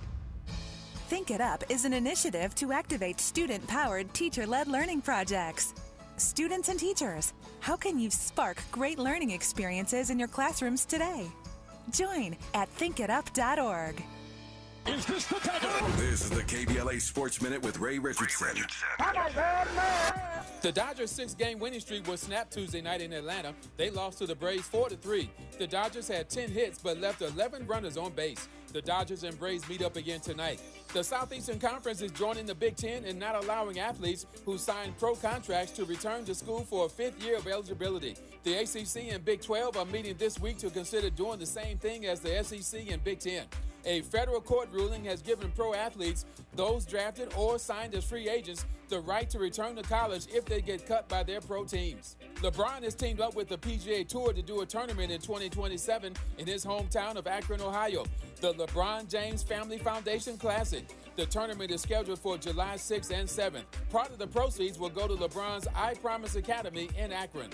No debates, no speculation, just the info you need. That's your KBLA Sports Minute. I'm Ray Richardson on KBLA Talk 1580. Number 14. That's where Talkers Magazine ranked Tavis Smiley on their Heavy 100 list of the 100 most important talk radio hosts in America. Join Tavis weekdays, 9 a.m. to noon or 9 p.m. to midnight, only on KBLA Talk 1580.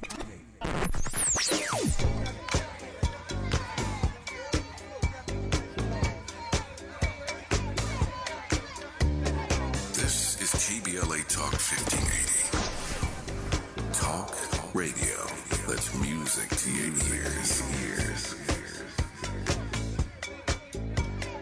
We're unapologetically progressive. KBLA Talk 1580.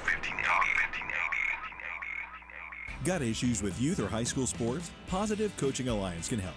PCA, a national nonprofit, offers more than 1,000 free online resources for youth and high school sports coaches, parents, students, and administrators. Visit PCADevZone.org. The more you listen to your kids, the closer you'll be. So we asked kids, what do you want your parents to hear? I feel sometimes that I'm not listened to. I would just want you to listen to me more often and evaluate situations with me and lead me towards success. We're not adults, so just be there and listen. I just want someone to yap to. And I just feel like I'll be fine if someone just hears me talk and talk and talk and talk and talk and talk and talk. You're doing a really good job. And I don't think I tell you that enough. And I know sometimes we get into it and it's just hard on both of us. But, try to understand me more and I'll try to do the same. Listening is a form of love. Find resources to help you support your kids and their emotional well-being at sounditouttogether.org. That's sounditouttogether.org. Brought to you by the Ad Council and Pivotal. Oh no! Tear the roof down! I don't know if we have time. Please, God, save us. Save our house. Please, God, please. At KBLA Talk 1580, we haven't forgotten what happened Tuesday, January 7th, 2025. The trauma, processing the loss of our home. How do we address the compounding effect of the fire now more than 18 months later? I noticed one of my 3 children engaged in self-harm who hasn't been able to articulate the challenges that they've had since the fire. And 4 out of the 5 folks in our household are in therapy. 1 is not. And the one that's not is the one who I noticed with some marks on their person. This isn't okay. You need to talk to someone. Black historical memory keeps alive the stories and struggles of everyday people and communities.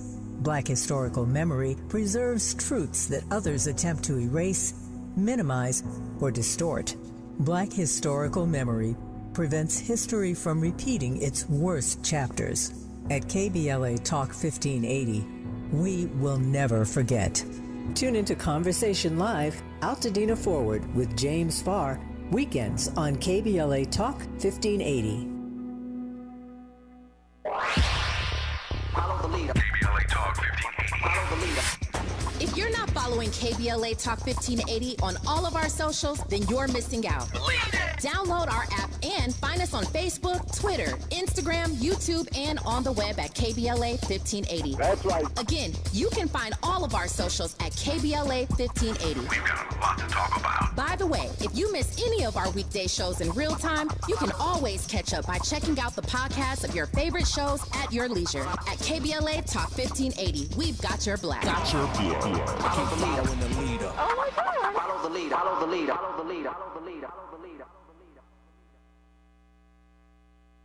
Helping to make you the most knowledgeable person in your circle of friends. This is Tavis Smiley. Tavis Smiley and Dr. Gerald Horne, prolific historian, scholar, author of 40-plus books. We are discussing the legacy of Black August. If you never thought about it, you should, and just do a Google search of all of the Black history that has happened in the month of August. We ran a long list of stuff in the first half hour of this conversation. I won't run that list again. If you missed it, check out the podcast of this conversation with Dr. Horne when it's posted later tonight. Listen to the podcast, but you'll hear us frame together what Black August is really all about and all of the history, literally from King's I Have a Dream speech to Obama accepting the nomination, to Emmett Till being murdered, to the Haitian protest to the Watts revolt, on and on and on. So much history has happened in the month of August, and so we call it Black August, and so it's an opportunity for us every year around this time to commemorate this history, to celebrate that part that ought to be celebrated, and to recommit ourselves basically to the kind of radical resistance that we are going to need in a moment such as this. Speaking of radical resistance, Dr. King called it, Dr. Horne, a radical revolution of values. That's what we need right now. Say a word about that, please. Well, I take it that the late Dr. King was referring to the fact that laboring under the oppression and exploitation of slavery and Jim Crow, there was a conscientious effort to propel those systems of iniquity by having the victims, meaning us, our community, think less of ourselves, for example. And that brings us once again to the Watts Rebellion of August 1965, because in some ways that's a hinge moment where you begin to see the ascension of ways of thought that fortunately have yet to depart. I'm thinking of the whole Black is Beautiful movement, the idea that one can express pride in Africa as opposed to disdain for Africa. I take it that this is in part what Dr. King is referring to. Yeah, it is the case that not all Black history is worth celebrating. Not all Black history is worth celebrating. Take, for example, Clarence Thomas being elevated. I knew you were going to say that. Yeah, Clarence Thomas being elevated to the U.S. Supreme Court. As we all know, he is now the longest serving member of the court. We also know, speaking of Black history, he took the place, got the seat, I should say, of the first Black justice on that court, Thurgood Marshall. He is now joined, of course, by the brilliance of KBJ, Ketanji Brown Jackson, who had something to say in the media a day or so ago that I want to get to Dr. Horne with a little bit later in this hour. But I raised Clarence Thomas in part because these justices are getting a lot more liberal, and I don't mean ideologically, a lot more liberal in their stretching out to do interviews. It used to be that Supreme Court justices didn't do interviews, but now they're popping up doing talks and doing interviews, and in Clarence Thomas's case, being more partisan than I've ever seen justice be openly. He's openly partisan in his commentary, in his public statements. And so here he is earlier this week talking with Ted Cruz on his podcast. His podcast is called Verdict, I believe. Verdict with Ted Cruz is the name of the podcast. So here is sitting U.S. Supreme Court Justice, the longest serving member at the moment, Clarence Thomas, earlier this week talking with Ted Cruz. Take a listen. When I came to this town, one of the greatest difficulties, if you think about it, was that there were those who thought that I should think a certain way. Yeah. And the difficulty has been that they said that, oh, you're confused. Well, I'm not confused. You're confused. You confuse me with someone who's been in indentured servitude or something. But at any rate, they think that here's the way you're supposed to think. Again, here's your skin color. There's this kind of deterministic view that you're supposed to think this because we say so. And I, of course, declined that invitation. And so now that means it's something that I'm a walking contradiction because I've deviated from their perception of what I should think. Explain to me how that is different. Here's what I've asked people. I said, when I was a kid, the Savannah Public Library was segregated. I said, do you think it was right that the Savannah Public Library was segregated? Oh, no, you should have been able to go in. I said, what if they allowed me in but said I couldn't go to certain floors? That would be wrong. I said, what if they said you couldn't go to certain stacks? Well, that would be wrong. What if they had certain books marked that were off limits to me? That would be wrong. Then my question is, why is it then that you have a problem with me embracing certain ideas in certain books? What's the difference? Of course, that's unanswerable. In fact, if I would prefer not to go in the building to not being able to embrace the ideas that I find that I agree with or that are important. First of all, I wish Justice Thomas would ask me that question, because the question is not unanswerable. Number one. Number two, it's the most horrible example I've ever heard for trying to make your point about why you should be entitled to have views that are more conservative.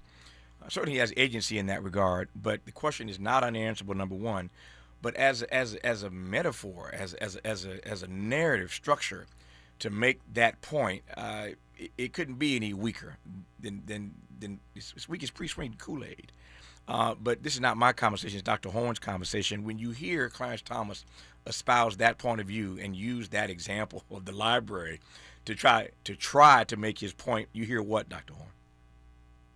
Well, we hear echoes of why so many slave revolts in the United States were squelched, because there were traitorous elements who went and squealed to the enslaving class, which led to the smashing of attempts of our people to become free. And Clarence Thomas is a latter-day example of those who sought from within our community to squelch slave revolts. I mean, it's obvious specious reasoning to draw an analogy between taking the second floor or walking up the steps to the second floor of the Savannah Public Library to stabbing the Voting Rights Act in the back, for example, and trying to act like that's some sort of heroic gesture. I mean, what more can I say? Well, you could say a lot more. You could. But again, that when I heard that clip, I was like, I mean, that's the best you can come with.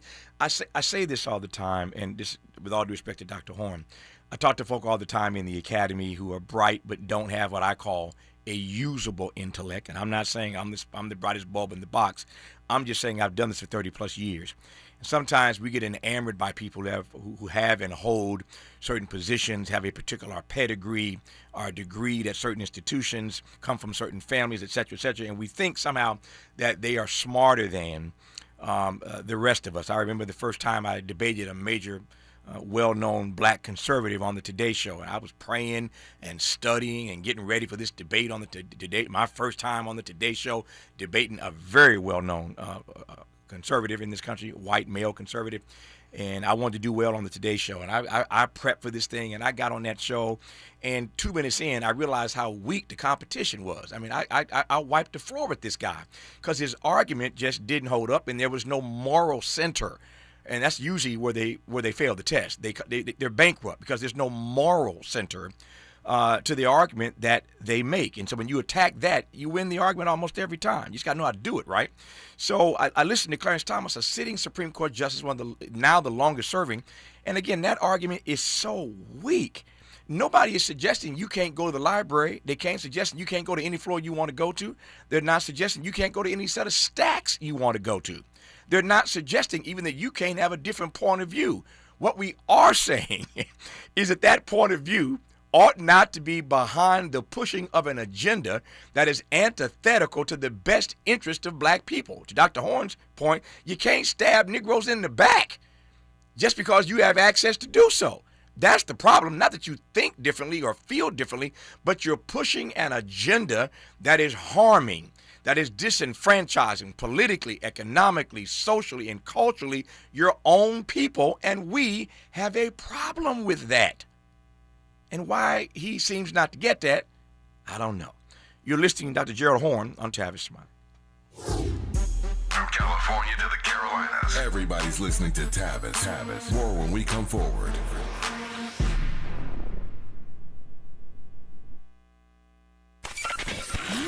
Just in case you missed our Procrastination Crenshaw Town Hall. I'm an Eaton Fire hero. I was trapped there January 7th, 2025, so I was awarded the Carnegie, American Red Cross, and the Kiwanis Lifesaver Award. So, to me, this looks like a slow burn. You can constantly see Dr. Hardy, Pastor Caldwell, Mr. Smiley here. Their business is slowly impacted. Now, in Altadena, it was a quick burn. Everybody left. Everybody got priced out. They didn't have enough money to stay afloat. They couldn't rebuild their property. So, to me, this is a target for the developers. In my opinion, having been in Altadena for 18 months, still today, I still feed all of those people there because they're still displaced because they can't afford to come back. So what do? They move down to the Inland Empire, or they just call it a day and they go back to another state. So it's important to hold leadership accountable because as of right now, they've abdicated their responsibility. They just show up for the cameras and they don't even come to see you. Keeping them in check. We're KBLA, Talk 1580.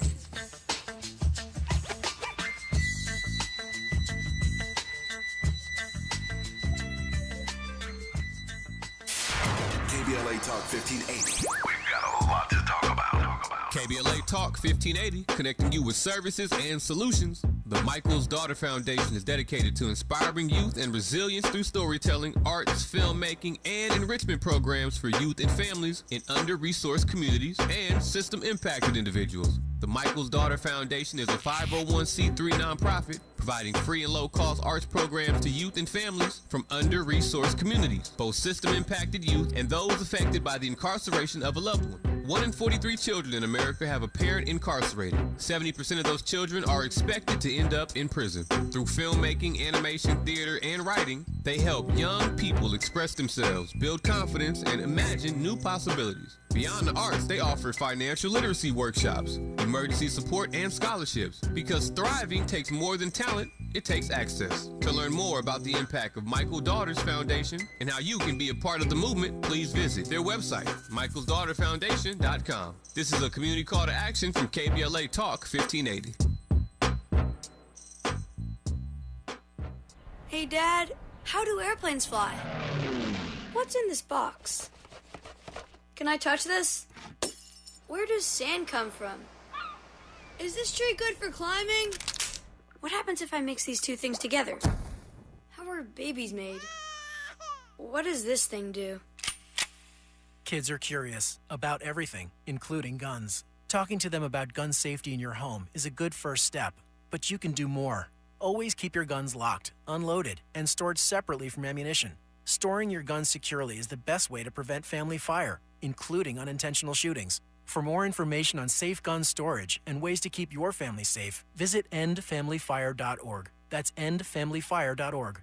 What do we keep in the attic? What's this thing called? Can I ride my bike backwards? Like I said, kids are curious. It's up to us to keep them safe. Brought to you by End Family Fire, Brady, and the Ad Council.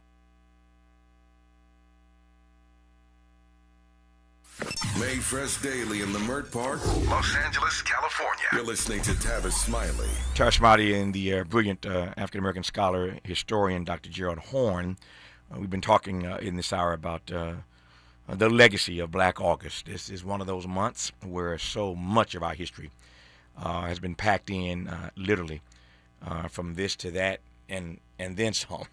So we've been trying to unpack some of that in this hour and just discussing what we do to recommit ourselves to the kind of radical resistance that we're going to need in this moment. We know the frame that we're in, trying to save the soul of this democracy, redeem the soul of this democracy, as Dr. King would put it. But to your mind, Dr. Horne, in this moment, what does radical resistance on our part look like? Well, let's take one example amongst many. I mentioned the Haitian Revolution, 1791 to 1804, that rare global event where the oppressed and the exploited rise up as one and take power from the oppressors and the exploiters. That leads to a general crisis of the entire slave system in the Americas, including in the United States of America, having a catalytic impact on the abolition of slavery in the United States in the 1860s. But now you see that the Trump regime is in the process of expelling thousands of Haitians, removing temporary protective status.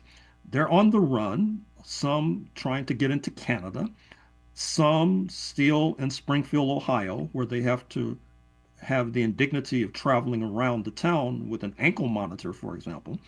Radical resistance, it seems to me, minimally would involve paying our historical debt to our Haitian brothers and sisters who are now being terribly exploited and oppressed. In fact, there are stories, as you've probably seen, about immigrants, including Haitians, being sent to parts of Africa, being sent to South Sudan, which is in the throes of civil unrest, being sent to the last remaining monarchy on the African continent, speaking of the former Swaziland, Eswatini. So once again, radical resistance, if it means anything in 2026, must mean solidarity with our Haitian brothers and sisters. Mm-hmm.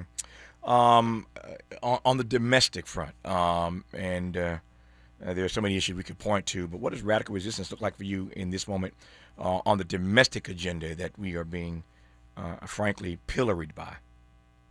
Well, I think in the first instance, it refers to resistance to police misconduct, which is a major issue from the Atlantic to the Pacific. It's particularly a major issue in Southern California, but it's also a major issue in Texas, from where I'm speaking, where a man of Mexican ancestry was on his way to work and was shot down like a dog by the ICE authorities, Immigration and Customs Enforcement authorities. And so it's not just police, it's those who are authorized to carry weapons on behalf of the state. It's no accident that cases like Michael Brown, for example, in Ferguson, Missouri, it comes out of Black August. It comes out of August 2014. Or other cases that have been inspiring to the movement. The case of George Floyd out of Minneapolis, St. Paul, for example, which helped to lead to one of the largest mass movements in this country and predictably has led to a major backlash against same. Our remaining moments with Dr. Gerald Horne discussing Black August when we come forward here on Tavis Smiley. This is getting good. Yeah, man. Tavis Smiley continues when we come forward.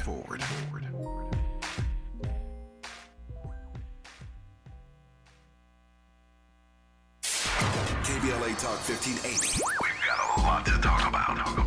KBLA Talk 1580 joins you in standing for voting rights. The midterm election campaign season is here now. The 2028 presidential election is right around the corner. When We All Vote is a leading national nonpartisan initiative on a mission to change the culture around voting and to increase participation in each and every election by helping to close the race and age gap. Created by Michelle Obama, When We All Vote brings together individuals, institutions, brands, and organizations to register new voters across the country and advance civic education for the entire family and voters of every age to build an informed and engaged electorate for today and generations to come. When We All Vote empowers their supporters and volunteers to take action through voting, advocating for their rights, and holding their elected officials accountable. It's all in for 2026 and 2028. Please visit whenweallvote.org to stand up for your rights, voting rights. This is a community call to action from KBLA Talk 1580. Roger and Tracy saved over $18,400. Cynthia was recovering from a family tragedy and saved over $10,300. If you are drowning in debt, then call Debt Blue. Debt Blue is a professional debt negotiation firm with over 20 years of experience helping people pay back a fraction of what they owe. Learn how to cut your debt up to half or maybe more. Be debt-free in 24 to 48 months, even with bad credit. With an A+ rating from the BBB, you can rest easy knowing Debt Blue is going to deliver guaranteed debt reduction. Debt Blue offers a success guarantee. You pay nothing unless your debt is reduced or completely resolved. That's right. You save money or it's free. Call now for significant debt relief and a free consultation. 800-200-8879. That's 800-200-8879. You don't have to declare bankruptcy. This program works if you owe $10,000, $20,000, or even $100,000 in debt. Call for your free consultation today. 800-200-8879. That's 800-200-8879. You say you'd never give in to a meltdown.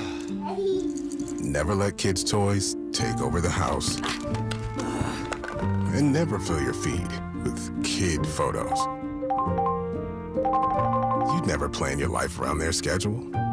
Never lick your thumb to clean their face. And you'd never let them leave the house looking like less than their best. You say you'd never put a pacifier in your mouth to clean it. Never let them stay up too late. And never let them run wild through the grocery store. Peanuts on aisle 6 and aisle 3. So when you say you'd never let them get into a car without you there, no, it can happen. 1 in 4 hot car deaths happen when a kid gets into an unlocked car and can't get out. Never happens. Before you leave the car, always stop, look, lock. Brought to you by NHTSA and the Ad Council. Let's get back to more of this rich dialogue with Tavis Smiley. Tavis Smiley and Dr. Gerald Horne. We closed this hour talking about Black August with this. I was reading a number of pieces of Dr. Horne preparing for our conversation today, and I read a piece, I think, in The Guardian recently, that opinion piece that said, this Black August, Americans will study, meditate, fast, exercise, and read for black liberation. That's their prescription for how we, black folk, ought to be using this month of August. What's your sense of how we lean in to Black August and do the work and prepare to do the work that needs to be done in the weeks, months, and years to come? Well, first of all, as a footnote, I saw that article in The Guardian of London, and I found it intriguing that a newspaper across the pond gives more attention to Black August than some of our organs on this side of the Atlantic. That part, That's yeah. It's rather curious, to put it mildly. Yeah. But what you just recited is straight from the playbook of Southern California's George Jackson, whose slang, as noted at the top of this hour, was the inspiration for Black August in general. George Jackson was a self-made intellectual. His books are still being read. Speaking of Soledad Brother and Blood in My Eye, he read voraciously. He exercised maniacally. He used to do push-ups on his fingertips, for example. And he also fasted, which was not unusual given the state of prison food. But I think that raising up figures like George Jackson, particularly for our brothers and sisters who still remain behind bars, is something that's worthy of support.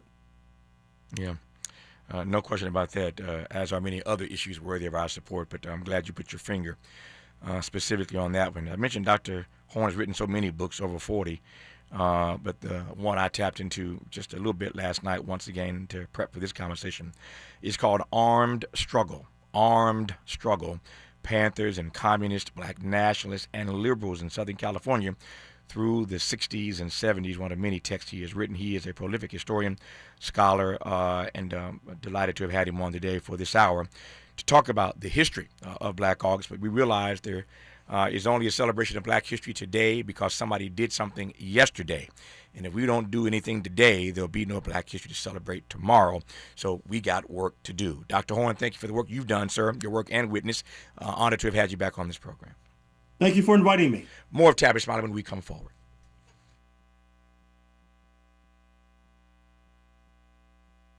KBLA 1580 Santa Monica. I'm Bree Wood with BIN News Now. Michigan Attorney General Dana Nessel has released a report on the Flint water crisis, blaming failures in oversight, public health response, and accountability. Justice has evaded the people of Flint.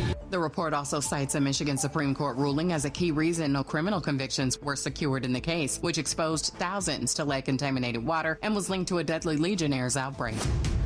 House Democratic leader Hakeem Jeffries is facing mixed reactions after reports of a private meeting with Jared Kushner. Jeffries says any discussions would focus on policy issues while critics and supporters within the party debate the move. And President Trump's proposal to allow more tariff-free foreign beef imports is drawing criticism from farmers. The National Black Farmers Association says the plan could hurt U.S. cattle producers, particularly black farmers, and is urging the administration to invest in domestic agriculture instead of increasing imports. Get BIN News Now on demand 24/7 on the iHeartRadio app. Think It Up is an initiative to activate student-powered, teacher-led learning projects. Students and teachers, how can you spark great learning experiences in your classrooms today? Join at thinkitup.org. Is this the time? This is the KBLA Sports Minute with Ray Richardson. The Dodgers' 6-game winning streak was snapped Tuesday night in Atlanta. They lost to the Braves 4-3. The Dodgers had 10 hits but left 11 runners on base. The Dodgers and Braves meet up again tonight. The Southeastern Conference is joining the Big Ten and not allowing athletes who signed pro contracts to return to school for a 5th year of eligibility. The ACC and Big 12 are meeting this week to consider doing the same thing as the SEC and Big Ten. A federal court ruling has given pro athletes, those drafted or signed as free agents, the right to return to college if they get cut by their pro teams. LeBron has teamed up with the PGA Tour to do a tournament in 2027 in his hometown of Akron, Ohio, the LeBron James Family Foundation Classic. The tournament is scheduled for July 6th and 7th. Part of the proceeds will go to LeBron's I Promise Academy in Akron. No debates, no speculation, just the info you need. That's your KBLA Sports Minute. I'm Ray Richardson on KBLA Talk 1580. All I need is one mic. With a KBLA Talk 1580 editorial, I'm Tavis Smiley. Culture in my lifetime has been as impactful, if not more impactful, than politics or law or any other pursuit or business. You know, I like to say culture is undefeated. Culture is undefeated. That's what Council President Marquise Harris Dawson says, and you know what? He's right. Culture is undefeated. But here's the problem. You don't get to celebrate the culture while ignoring the people who created it. And that's where this procrastination Crenshaw conversation gets real. As you know, the community sent a formal letter to Harris Dawson. We're still waiting for an official response from the city. The deadline is Friday, September 4th. But in the interim, Harris Dawson penned an open letter to the community. Okay, that's fine, but responding is not the same as answering. That said, let's not confuse fixing the parking, repairing the streetlights, and repaving streets and sidewalks with finishing Destination Crenshaw. The community was promised a transformational project. So, where is it? When is this thing going to be finished? The council president says the project is being delivered on a timeline. What timeline?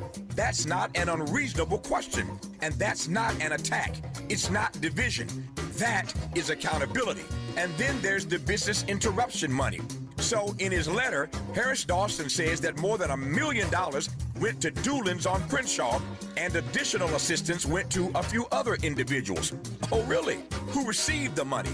How much money? And who didn't? I can assure you a whole lot of folk didn't get that money. How do I know? I'm getting the phone calls. You see, transparency should not scare anybody.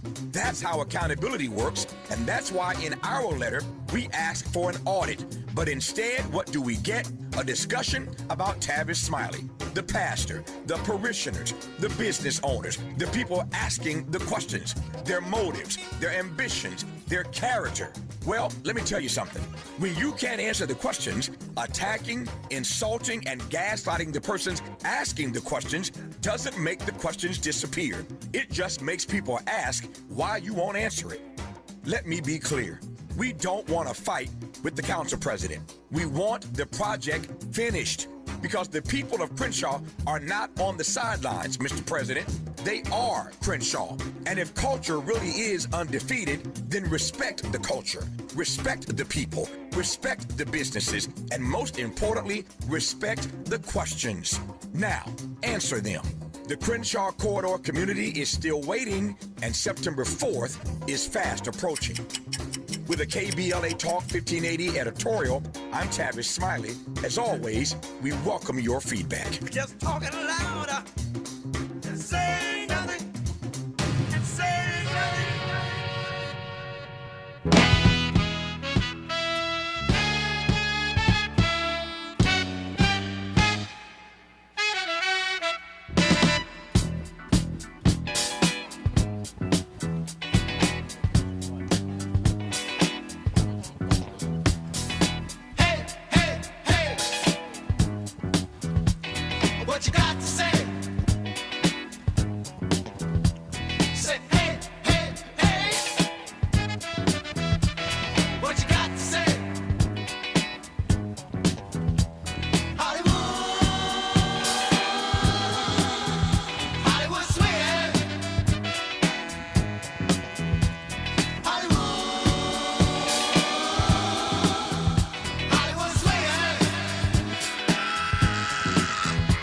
Tavis Smiley. We are in to the third hour safely, third and final hour of today's program.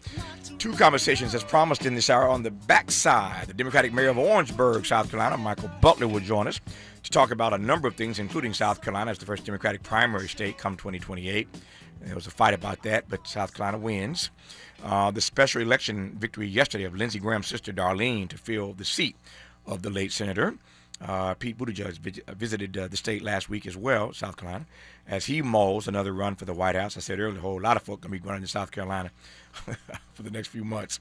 But Mayor Pete went there last week, so we'll talk about all things South Carolina on the backside of this hour. But we start with this. Will L.A. be ready for the 2028 Olympics? I think it's fair to say that the jury is still out on that question. We'll talk right about now to Pulitzer Prize-winning journalist and author Michael Hiltzik. I told you earlier in the first hour today we had not one but two Pulitzer Prize winners on today's program. Here's the second. Michael, good to have you on the program. How are you, sir? I'm good, Tavis. Good to be back with you. It's good to hear your voice once again. So there's a broad question here that matters not just to L.A. residents, but also matters to people listening around the country right now, and for that matter around the world, about whether or not L.A. is going to be ready for the 28 Olympics. We can break it down as we move through this half hour. But broadly speaking, what's your first response? What's your approach to that question? Well, I think that the city, in fact, the community really does understand how much work has to be done to be ready for the Olympics. In this case, I wrote about the LAX People Mover, which is crucial for basically making the airport something that can accommodate all the visitors who are going to be coming for the Olympics. And unfortunately, this central element, the People Mover, the monorail, is still a work in progress. It's still a work in progress. What does that mean, though? Does that mean it's a work? Is it still going to be a work in progress come 2028? That's the question. Well, that's a good question. The People Mover was supposed to be ready for the World Cup. Obviously, it was not ready for the World Cup. Its next deadline is to be ready for the Super Bowl in February, which will be at SoFi Stadium in Inglewood. We don't know if it's going to be ready. And then the ultimate deadline is going to be for the Olympics. What we do know is that the physical infrastructure is pretty much done. It still is subject to a lot of testing, safety testing, security testing. But what is happening is that there's a huge financial conflict going on that basically could delay it past the Olympics. And that delay is about what? Well, it's basically about how much the city, that is to say the airport, which is basically essentially a city department, how much it needs to pay for the contractors for them to finish their work. And right now, the city and the contractors are in litigation. The contractors sued the city has sued the contractors. And as one of my sources said, once you are in litigation, there's a whole other timeline that gets in the way of getting these things done. And that's what we don't know. Well, I know all about the vagaries of trial. Trust me, you get in these things, you don't know how they're going, how the clock is going to work against you. But it is fascinating for me that on a project this important, that the city would find itself in litigation. Again, I understand your point that the contractors sued the city of LA first. They countersued. But in court is not where you want to be with so much riding on this, not just for the city, but for the contractors themselves. No, and in fact, this lawsuit or these dueling lawsuits are a real threat to the completion, to basically certifying this project as though it's finished. And the city and the contractors have been fighting over who owes what and how much for years. Last year, the city was persuaded to pay $880 million for change orders, and the city's position was, we don't really owe that money, but if we don't pay it, there are just going to be further delays to completing this project. And it's more important to have the project done than basically to have this money held up. Which raises a couple questions for me. Let me tell you what they are now, and we'll let you respond when we come forward here. One, and again, this is inside baseball, but it's an important question, I think. Why in the court system and not in mediation? Mediation moves so much faster than being bogged down in courts. And if we really care about getting this thing done in time for the Olympics, why not in mediation? Some sort of private mediator that both sides agree to, rather than being caught up in a litigation battle in a court context. That's one question. And the other thing is this: these delays are always foreseeable when you're working on a project this size. These projects rarely come in on time when they're this big, particularly transportation projects. But that said, it seems to me that part of the problem may be that we agreed to host the Olympics knowing that we had to get from here to there. And getting from here to there when we agreed or put our bid in to host the Olympics was going to be difficult, period. So we put our bid in, we won the bid, but we couldn't have known then all the stuff that needed to be done to be ready for 2028, and that time frame, that timeline was too condensed to get all this done. That's the second question for Michael Hiltzik. You're listening to Tavis Smiley. Generous listening. Charitable listening. It's why everybody wants to talk to Tavis. The conversation continues when we come forward.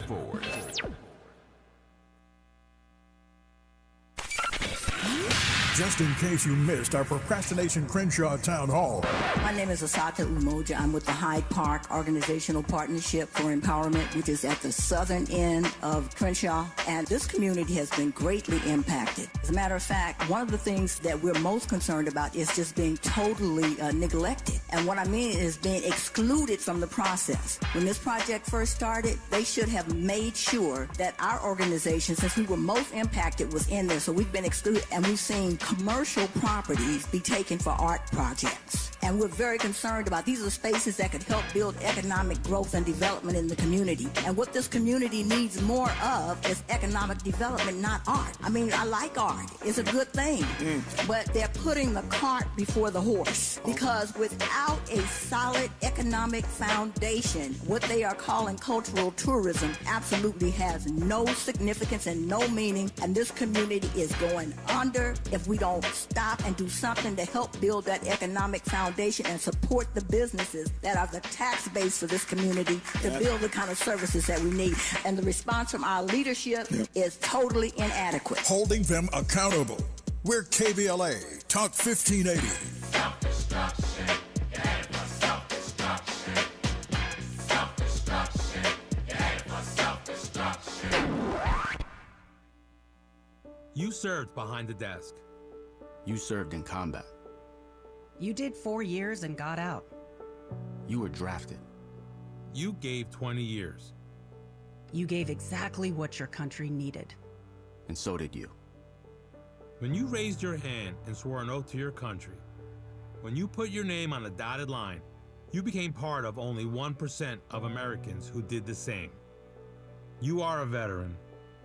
You are a veteran. You are a veteran. Because no matter when, where, or how you served, you made a sacrifice for your country, and you deserve support. If you're struggling with life after service, don't wait. Reach out. Reach out to a loved one, to a fellow veteran, to VA. Find resources at va.gov/reach. Brought to you by the United States Department of Veterans Affairs and the Ad Council. Sometimes he fails at fitting in, but we're okay with that. You're inside the Tavis Smiley Show. You are indeed with Michael Hiltzik, Pulitzer Prize-winning journalist and author. We are talking about the LA Olympics. Many of you listening across the country right now, I'm sure, want to head this way in a couple of years for the Olympics.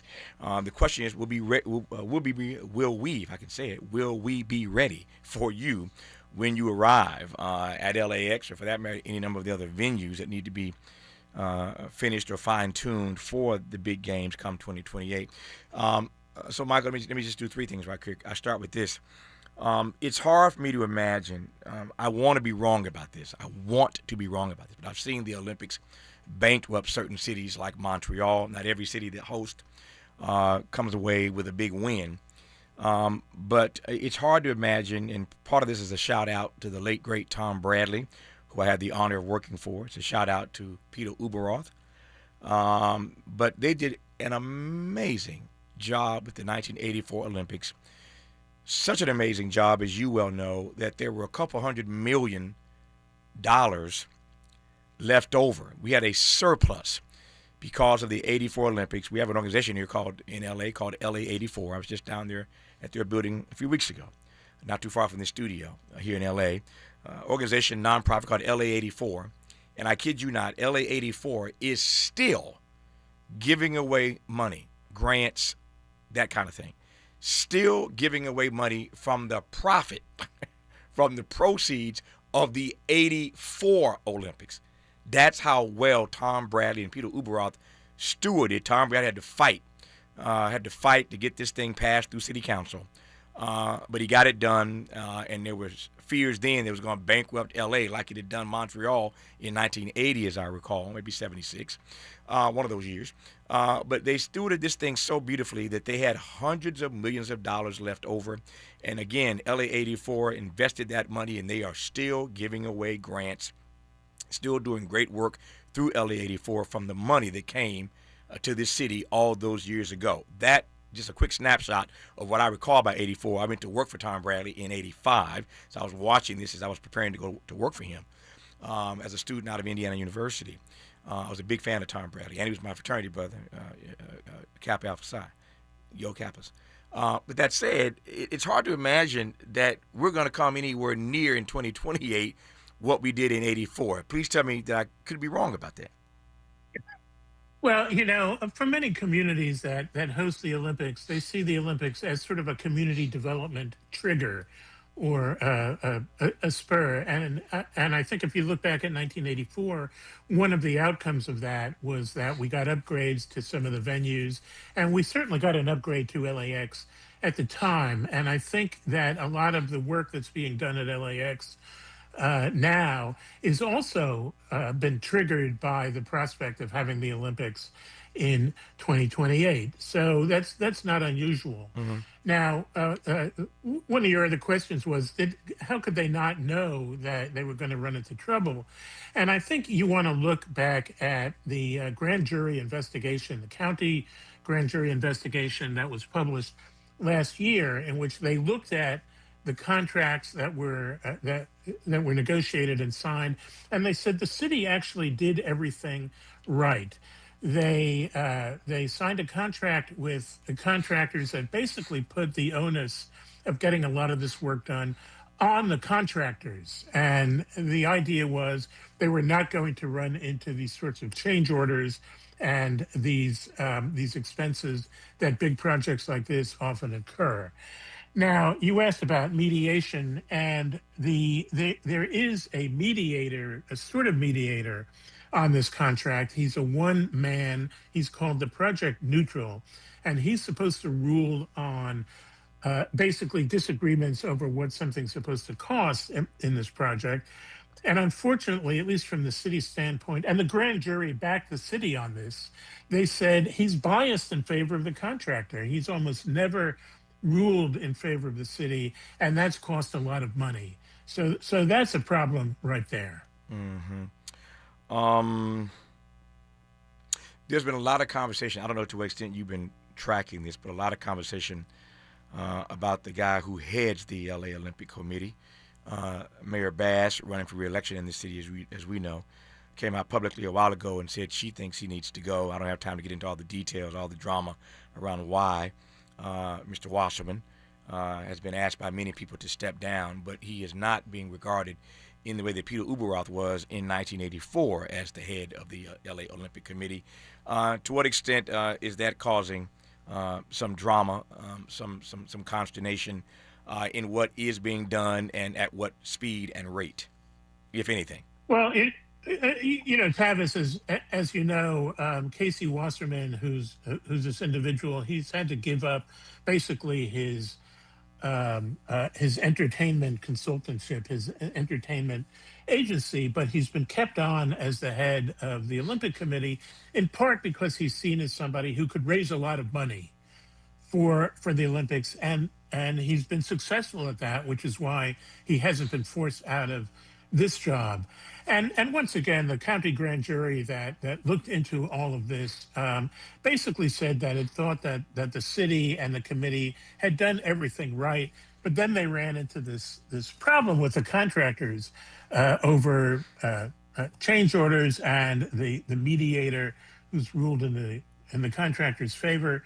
The issue that's been raised by the bond analysts at Fitch who recently basically reduced their credit rating on these bonds to junk status, is that they thought the city and the contractors really needed to negotiate with each other to settle these last few issues.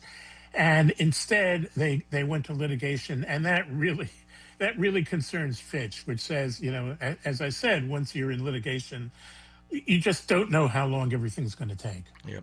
I'm wondering whether or not there's a way to read this as, how might I put this, as an indictment on these public-private partnerships as a way to get stuff done. We're in an era now where everybody's hailing public-private partnerships. That's really what this is. But one could argue that we've hit some speed bumps in that particular frame. And to that, Michael Hiltzik, you say what? Well, I think speed bump is sort of a charitable way of talking about this. Yeah. But basically, what's been going on is that, and once again, I'm drawing a line from the grand jury report. Basically, they say, look, the contractors who were major project builders, they understand that the number one priority of the city and the airport is to have this thing ready in time for the Olympics. And they've basically, again, according to the grand jury, that's enabled them to basically hold the whole project hostage, because if the city's priority is not how much something's going to cost, but how soon it can be done, then that basically puts the contractors in the catbird seat. And according to the grand jury, they've exploited that situation to the hilt. And that's why we're now in litigation. And that's why the city had to pay over $880 million for change orders that the city otherwise thought was not justified. And the city would have refused to pay it, except they understood that not paying it was basically going to put the whole timeline in jeopardy. Yep. I've been following this, of course, closely, and I see the way in which the city of Los Angeles seems to be excited about the Olympics, if you judge that excitement, that enthusiasm, by how swiftly these tickets are being distributed. So every time we have another ticket giveaway, every so often they announce, okay, here it's coming, get ready. Now I sound like TD Jakes. Anyway, get ready. The Olympic tickets are about, another batch, another tranche is about to be given away. Those tickets are going,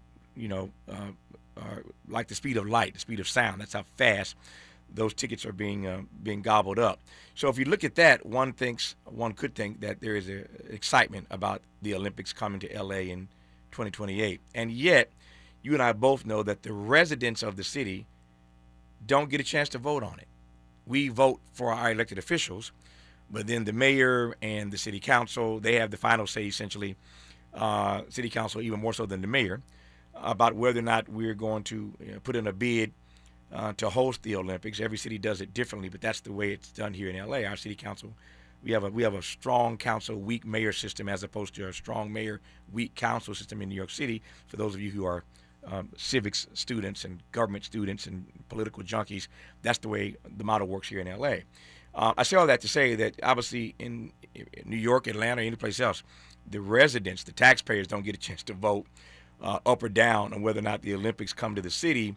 So there's a way to read it, again, where people are excited about it. But there's also these conversations I hear every day, all the time, about the drama that we all have to endure when these major events come to our city. And LA's got everything. We got the World Cup, as you mentioned. We got the Super Bowl. We got the Olympics. That's a lot for everyday people to swallow on a variety of fronts. And I don't know, maybe I should check some more data here. I don't know if writ large, the taxpayers in this city are ready for this, whether or not we really are ready to host these games, if that makes sense, Michael. Yeah, I think that basically, look, everybody loved the World Cup. I think, the World Cup, to the extent that it used SoFi, went off pretty well. I don't think there were major glitches, even though there were a lot of complaints about the price of tickets. And everybody, I think, at least if you're not in the community that's hosting them, everybody loves the Olympics. And it's going to be great that these Olympics are going to be played out in U.S. time, essentially. I mean, I've got family members who've already gotten some of their tickets for some of the events, and they're going to be coming in and being with us. But I think you're right. Look, people in the community look ahead, and they have some concerns over things like traffic and noise and the cost of everything going up because of all this activity. And as I said, I think people looked ahead to the fact that with the Olympics deadline in 2028, they were happy to see changes at LAX that made LAX less of a burden to fly into and fly out of. And the People Mover, which basically is a train that's going to bring people from terminal to terminal and then out to the rental car center, and hopefully a connection to our transit system, that everybody hopes that's going to work. And as I said, the physical infrastructure at LAX is moving ahead. It's the financial infrastructure that's in real question, but the financial infrastructure could affect basically whether this thing is up and running in time. And I think that's a major concern. And the fact that these bonds are now priced at junk status, that's going to raise concerns over who's going to have to pay for that. Yeah, I've got 2 minutes left here. I'll give the balance of my time to you. We got a tight mayor's race here, as this audience knows. Indeed, across the country, they've heard us talking about this mayor's race here. Everybody sort of tapped into that, not to mention the governor's race, so much happening in California this year. But who would not want to be mayor when the World Cup comes to town? Who would not want to be mayor when the Super Bowl comes to town? Who would not want to be mayor when the Olympics comes to town? If ever you want to be mayor, it's when the Olympics and the Super Bowl and the World Cup comes to your city. So I see why Karen Bass wants to keep her job and why Nithya Raman wants to steal that job. Why not be mayor of a city when all of this loveliness is happening and coming to town? And yet, you wrote this book called Golden State, The Making of California History. That's his book, Golden State, The Making of California History. How will all of this become part of the lore, if you will, of California history, if and when we can pull all this stuff off? The World Cup is gone.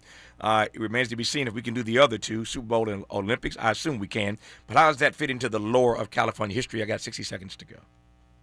Yeah, I think that you're right, that politicians want to be in place when a big event like this happens, but it's a bet that the big event will actually happen the way we want it to happen, and that there won't be major problems. And that's really what we basically have to wait and see if these issues get resolved. And if they do, great. And if they don't, well, that's going to be a political issue. It will be indeed. So somebody better get to work and make sure that now we've won the right to host these big events, that we pull it off. Again, Super Bowl coming here next year, 27. Olympics coming here in 28. LA is the place to be right about now. And I'm glad I live in Los Angeles. Michael Hiltzik, Pulitzer Prize-winning journalist, author of the book Golden State, The Making of California History. Thank you for your time, sir. Enjoy the rest of your day. Thanks. Same to you. 30 minutes to go here on Tavis Smiley. Why does Tavis say, when we come forward? Because he's not going back. And you don't have to go back either. Forward ever, backward never. More of Tavis Smiley when we come forward. Forward.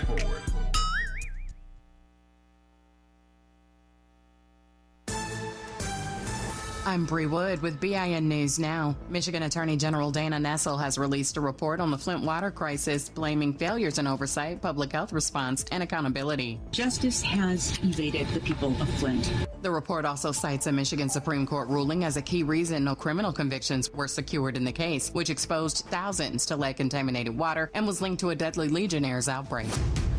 House Democratic leader Hakeem Jeffries is facing mixed reactions after reports of a private meeting with Jared Kushner. Jeffries says any discussions would focus on policy issues while critics and supporters within the party debate the move.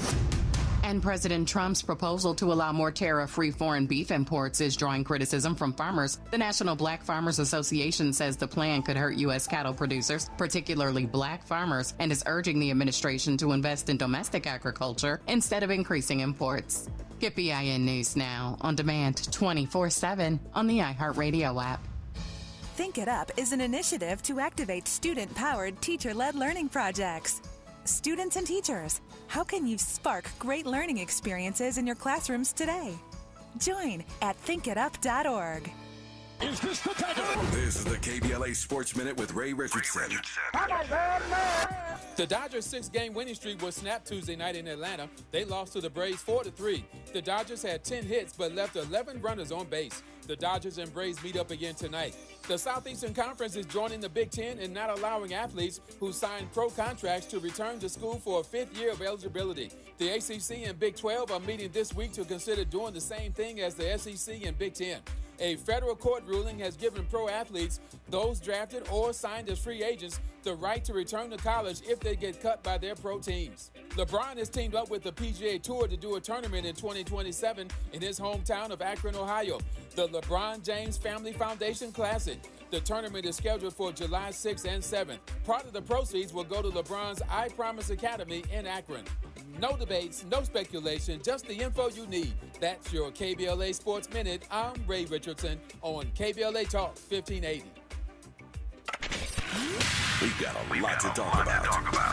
I'm Reverend Gerald, the life coach. Is someone you love struggling with addiction and mental illness? Is improving your family's health important? Want to leave a legacy that your family can grow? Are you ready to enhance your perception of life experiences? Then wake up weekends at 7 a.m. with Urban Family Focus and get the wisdom, opportunity, resources, and motivation to live your best life. Join the conversation on Urban Family Focus Saturday and Sunday at 7 a.m. Unapologetically progressive. KBLA Talk 1580.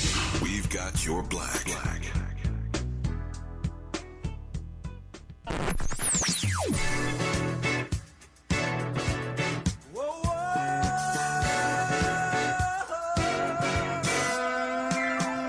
This is KBLA Talk 1580.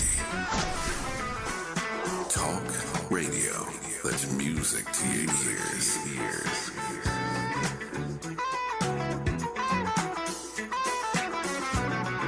We're unapologetically progressive. KBLA Talk 1580. The more you listen to your kids, the closer you'll be. So we asked kids, what do you want your parents to hear? I feel sometimes that I'm not listened to. I would just want you to listen to me more often and evaluate situations with me and lead me towards success. We're not adults, so just be there and listen. I just want someone to yap to. And I just feel like I'll be fine if someone just hears me talk and talk and talk and talk and talk and talk and talk. You're doing a really good job. And I don't think I tell you that enough. And I know sometimes we get into it and it's just hard on both of us. But, try to understand me more and I'll try to do the same. Listening is a form of love. Find resources to help you support your kids and their emotional well-being at sounditouttogether.org. That's sounditouttogether.org. Brought to you by the Ad Council and Pivotal. Ready for a weekend reset? Walk it out with me, Gina A. Towns, the artist formerly known as Gina Darby, on Reflectivity Beyond Black and White, as we seek peace, understanding, and healing beyond surface-level perspectives, where reflectivity becomes our inner power and resilience to transform our lives and our communities no matter what.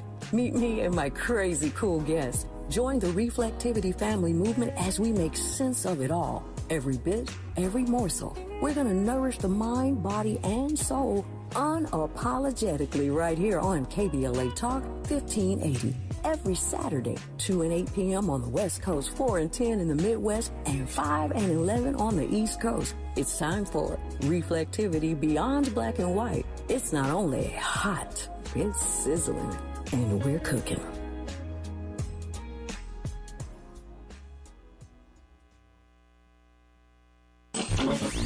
Freedom is an endless meeting, so let's get back to it with Tavis Smiley. Glad you're with us in this last half hour of today's program. What a pretty amazing show it's been today, and I'm glad you've been hanging out with us. We close today, as promised, with the Democratic mayor of Orangeburg, South Carolina, Michael Butler, who joins us now to talk about a number of things in this 30-minute convo. Let me see. Let's talk about South Carolina as the first Democratic primary state come 2028. There was a squabble up about that inside the Democratic Party. Let's talk about the special election victory yesterday of Lindsey Graham's sister Darlene to fill the seat of the late senator. I'm still scratching my head about that. Let's talk about Pete Buttigieg visiting the state last week as he mulls another run for the White House. All kind of folk going to be running, Democrats run to South Carolina for the next number of months. Mayor Butler, good to have you on, sir. How are you today? I'm glad to be on. Doing great. It's good to hear you. It's good to have you on. Thanks for your time. Let me start with South Carolina as the first Democratic primary stop come 2028. As I said a moment ago, there was a squabble up inside the Democratic Party about that. Some folk are still licking their wounds that South Carolina is first up and not Nevada. Say nothing of Iowa and New Hampshire, who've always been up front. But how do you see what is the value to your mind of South Carolina being the first stop for Democrats? Well, South Carolina has always led the way. All of the Democratic presidents had to come through South Carolina if they wanted to win, because we are voting people, and we believe in standing for the causes that affect the everyday Americans. Mm-hmm. When South Carolina though ends up being the state that is put in first position. And again, all this infighting inside the party. What, to your mind, is the value? We know we got a big black population there. What is the value, to your mind, of South Carolina being first up? Well, to my mind, I mean, it speaks volumes for South Carolina. It speaks volumes to the kind of structure we have and kind of voting power that we have here, and it puts us in a position to really be strong as a great state to elect our leaders. Mm-hmm. Speaking of leaders being elected, I mentioned that Pete Buttigieg was in South Carolina recently, and so this journey that many of these candidates are going to be taking to South Carolina is starting pretty early this time around, is it not? Yes. Pete Buttigieg was here on Saturday, and I went to hear him speak down for the NAACP, and he gave a good message, because his message was centered around how you help the everyday Americans, and that's the kind of position we're in. America's in for the everyday family. How are they going to eat? How they going to get medical services? And he kind of gave a good spiel on that, which, the audience enjoyed, and I thought that it was a good spiel that he had given to us, regarding his strategist, if he decides to run for president. I was just about to ask, you somewhat answered the question. How did, Pete is a very good speaker, he's a bright guy. How did the audience receive him? Oh, the audience, he was well received. Mm-hmm. They was very receptive to his message, because he articulated a clear message and a clear path that if this would happen to him, how he could deliver to the American people. Mm-hmm. In South Carolina, I mentioned a moment ago that Darlene Graham, the sister of Lindsey Graham, won that Republican primary last night. Of course, I know you are a Democratic mayor of Orangeburg, South Carolina, but just give me your thoughts about how she pulled this off. We all saw that debate. I know you saw it. You live in South Carolina, obviously, so you saw the debate, that one debate they had, and that clip where she says, "Well, I don't know anything about national security, and that's not, I don't know much about that." I mean, that one line, that one clip was played everywhere, where she just could not answer a question because she had no knowledge about it. For me and for many other people, that sort of underscored that she is not qualified to be a United States senator. But it didn't stop Donald Trump from getting behind her, and it did not stop folk in South Carolina, Republicans, voting for her yesterday. So she wins this Republican primary, and she's now the hands-on favorite. I mean, anything can happen, but she's the hands-on favorite to win this race come November. But there are all kinds of questions about her inability, her lack of again qualification to be in this seat. But she wins this race yesterday anyway. And how did you process that? Well, I just hope that she's able to deliver if she wins. I hope she's able to deliver, and I hope that those that voted for her won't be disappointed. Because she did win the primary, and I think that she won through the support that she had, the support and the influence that she had. And I'm not saying that she doesn't have some knowledge. She probably does, because her brother was the state senator. So was a federal senator for the state. So I'm not saying that she doesn't, but I just hope that she's able to deliver, because she certainly had a lot of people voting for her. Yep. Does the Democratic nominee? We had her on this program a while ago. I assume that the Democrat nominee in this situation doesn't have a real shot at winning. What say you? You said real shot or a real chance. The Democratic nominee in this race, does the Democratic nominee for Senate have any chance of winning this race at all? I think she does. Her Right. name is Annie Andrews, and I think she does. I really do. I think she does. She's a pediatrician. She's very knowledgeable of laws and rules and of the United States. She articulates a message, and people are behind her. I think she does. She's an honest person, and I think that she really have an opportunity to win. Yep. What do you think some of the issues are going to be in this race? Clearly, she's Lindsey Graham's sister, and so people have, for those who love Lindsey Graham, we know what their hearts are. But what are the issues to your mind that are really resonating right now in South Carolina that they're going to be working their way through in this campaign between now and November? I think that that it's sometimes it's difficult to be the incumbent, because be the incumbent. And as said, that it relates to his, her name being Liz Graham's sister, and the nature in which he died. I think they moved on a lot of sympathy. People had a lot of sympathy for him, and I'm not saying he has not done a lot of great things. He has done a lot of great things, but however, the country is in a turmoil, and on the Democratic side, we are looking for change. We want change. We want change in favor of helping the everyday American person, and whoever can deliver that kind of message will be the person that the Democrats and some of the undecided will go with. Yeah. We have discussed on this program any number of times the number of black Democrats running for governor as their party's nominee in this country. There's a total of 8, as I remember. 2 of them are Republicans, John James in Michigan and now Byron Donalds in Florida, 2 black Republicans who have won the nominations to be governor in their state. But there are 6 Democrats in various states, obviously, who are running for governor, and South Carolina has one of them. So what are the chances of this brother Democrat winning the governorship in South Carolina? Well, he has a good chance. He pulled it off. We are supporting him. He pulled it off with his message. And it's not just not a one-sided message. It's a message for all people. He did a wonderful job when he came down to deliver his message, and he's gaining track as he goes. I think he has a good opportunity. Yeah, we're watching this race very, very closely, watching both of these races closely. This Senate race, of course, but again, there's an African-American running for governor in the state of South Carolina. He was just on this program a week or so ago, so we were tracking that race as well. Mayor Butler, an honor to have had you on this program. Thank you for your time, sir. Please enjoy the rest of your day. Thank you, sir. You too. Appreciate it. All Thank right. you. Bye-bye now. Bye-bye. More of Tabby Smiley when we come forward. This show was built for you, for the community, for the culture, for everyone who wants more than headlines, for everyone who wants meaning.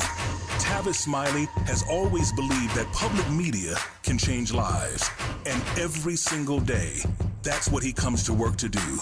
You're listening to Tavis Smiley. Your voice, your issues, your show.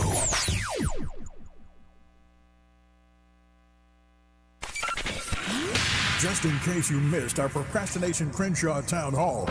My name is Khalifa Bey. I am the founder of the South LA Bureau of Tourism and Trade. And how this is impacting me is that I can't promote it. I won't promote it. I hear a lot of talk about everybody. Accountability is responsibility. Change your vote. Change the vote. I know there's a lot of Democrats in this room, and I get all that, but if you keep doing the same thing over and over and over and expecting a different result, it ain't gonna happen.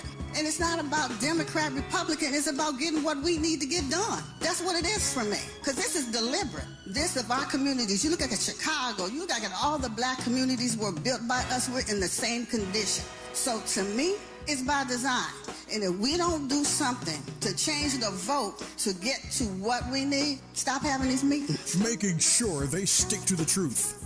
We're KBLA, Talk 1580.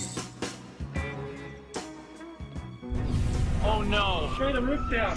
Oh no, we have time. Please, God, save us. Save our house. Please, God, please. At KBLA Talk 1580, we haven't forgotten what happened Tuesday, January 7th, 2025. The trauma, processing the loss of our home. How do we address the compounding effect of the fire now more than 18 months later? I noticed one of my 3 children engaged in self-harm who hasn't been able to articulate the challenges that they've had since the fire. And 4 out of the 5 folks in our household are in therapy. 1 is not. And the one that's not is the one who I noticed with some marks on their person. This isn't okay. You need to talk to someone. Black historical memory keeps alive the stories and struggles of everyday people and communities.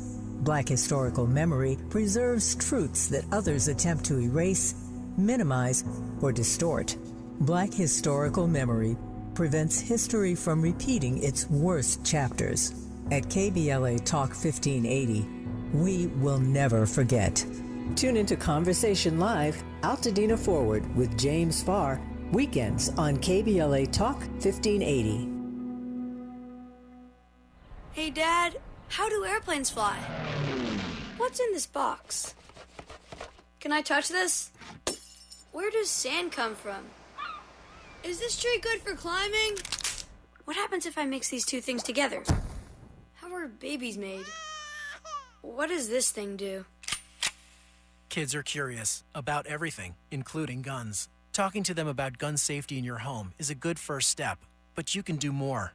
Always keep your guns locked, unloaded, and stored separately from ammunition. Storing your guns securely is the best way to prevent family fire, including unintentional shootings. For more information on safe gun storage and ways to keep your family safe, visit endfamilyfire.org. That's endfamilyfire.org. What do we keep in the attic? What's this thing called? Can I ride my bike backwards? Like I said, kids are curious. It's up to us to keep them safe. Brought to you by End Family Fire, Brady, and the Ad Council.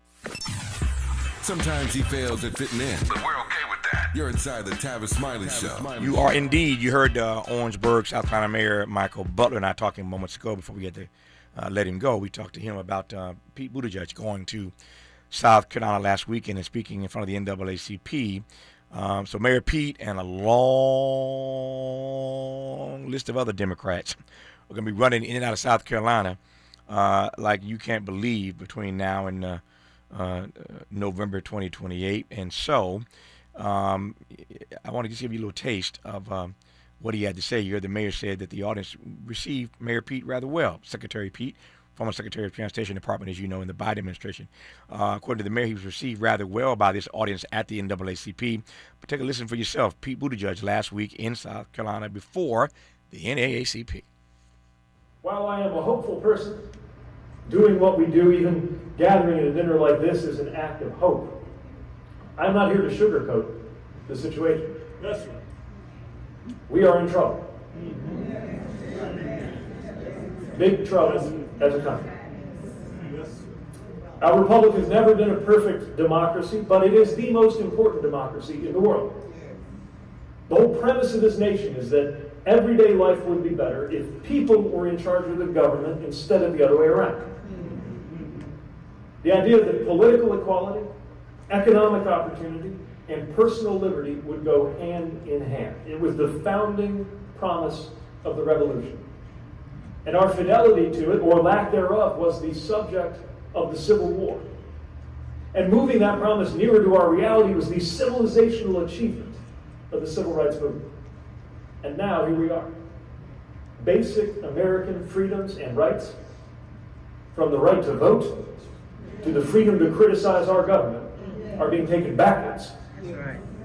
Any institution that shows independence, from universities to late-night comedy, has come under attack.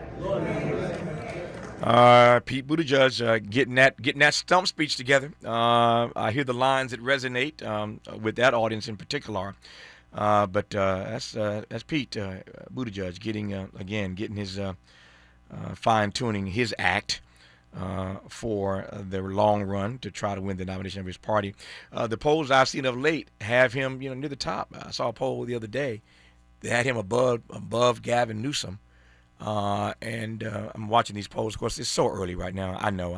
It's way early.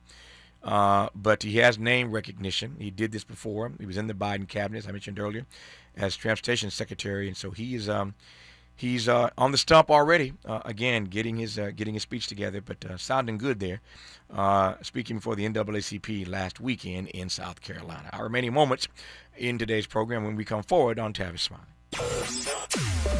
In a world full of noise, one voice cuts through. Tavis Smiley has never backed down from the hard questions, never shied away from speaking truth to power and to the powerless, and he's not about to start now.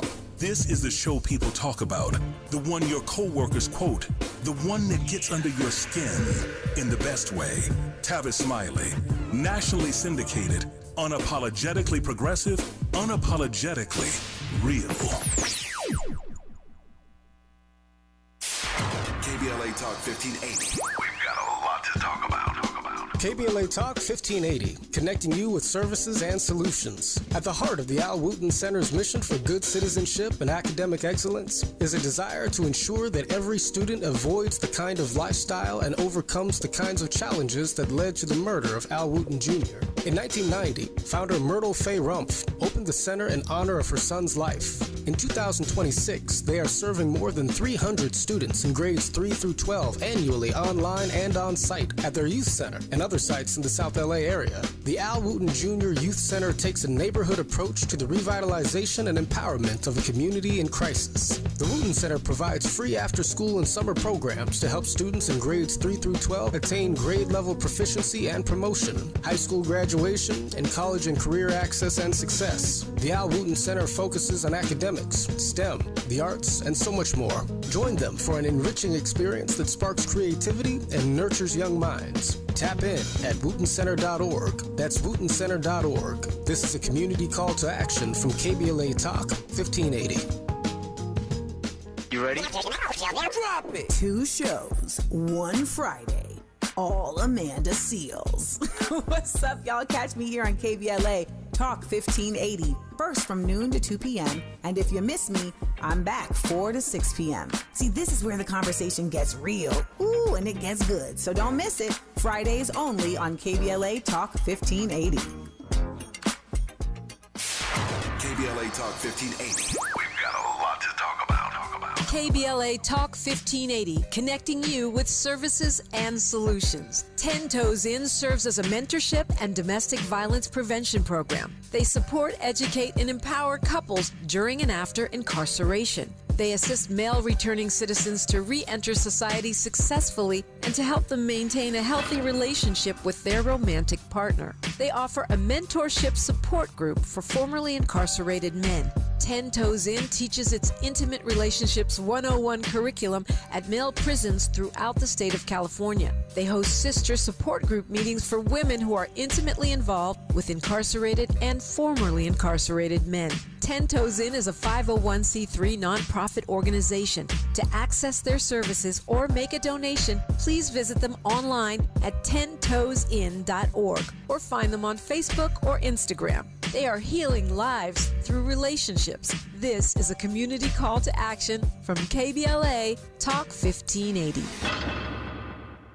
You say you'd never give in to a meltdown. Never let kids' toys take over the house. And never fill your feed with kid photos. You'd never plan your life around their schedule.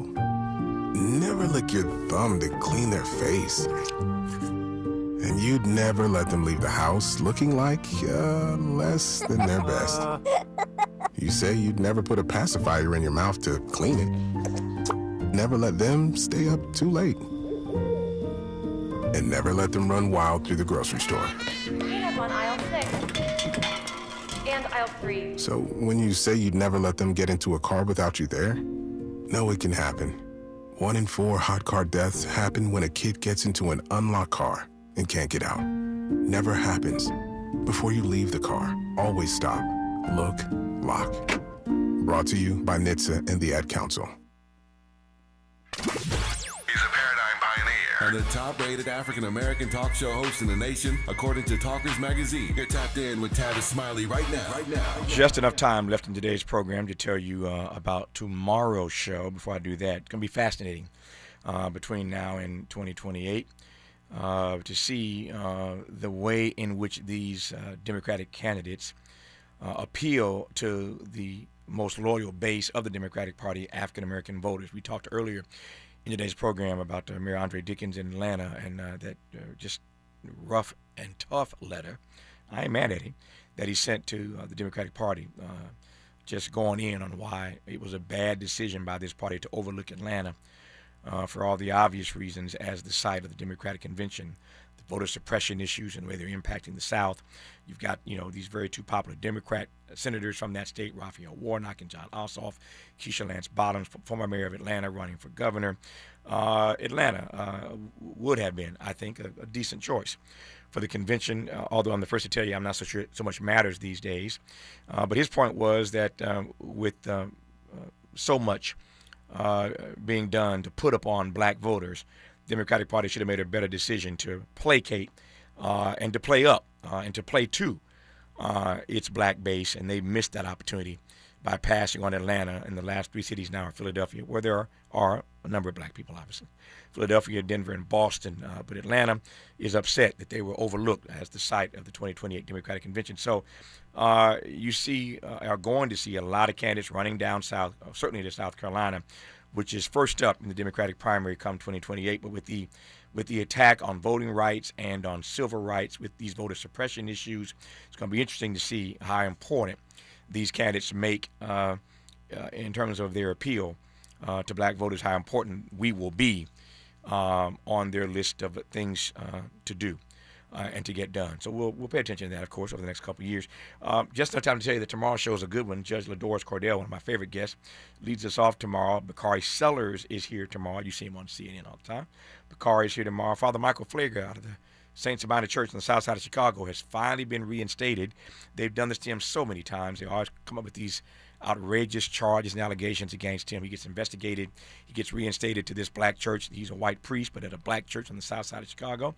And he has been reinstated once again after some drama in Chicago. We'll talk to him. And Cortland Cox, this deep brother, on the SNCC Legacy Project. He's here tomorrow as well. So a great rundown for tomorrow, and we will talk to you then, Lord willing. Until then, thanks for listening to Tavis Smiley, and as always, keep the faith.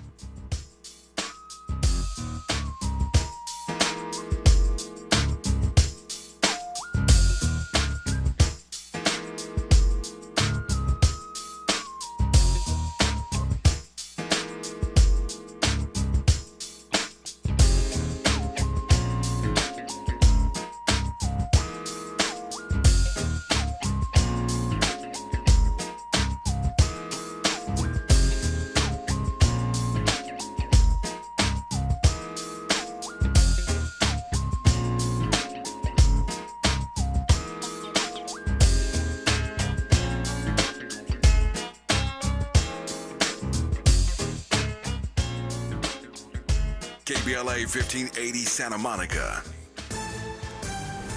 I'm Bree Wood with BIN News Now. Michigan Attorney General Dana Nessel has released a report on the Flint water crisis, blaming failures in oversight, public health response, and accountability. Justice has evaded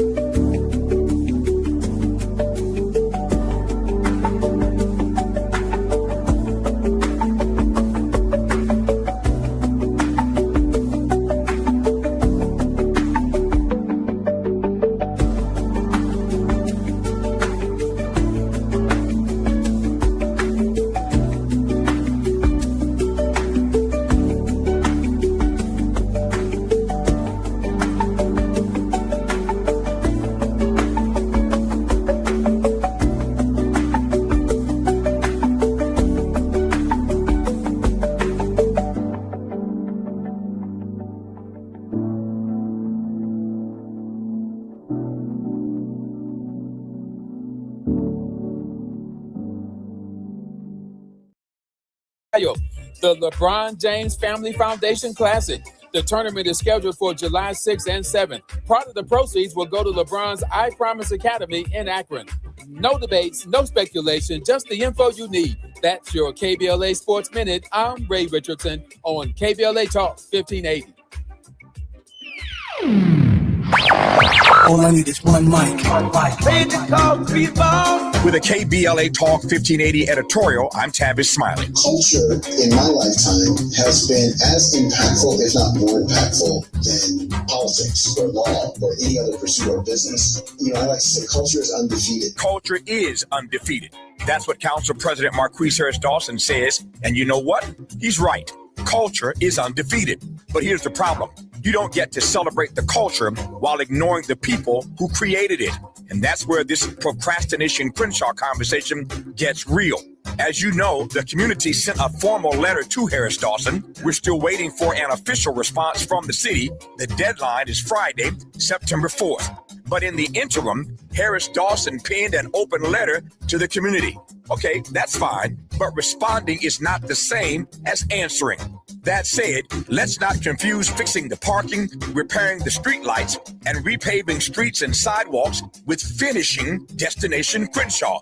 The community was promised a transformational project. So, where is it? When is this thing going to be finished? The council president says the project is being delivered on a timeline. What timeline? That's not an unreasonable question. And that's not an attack. It's not division. That is accountability.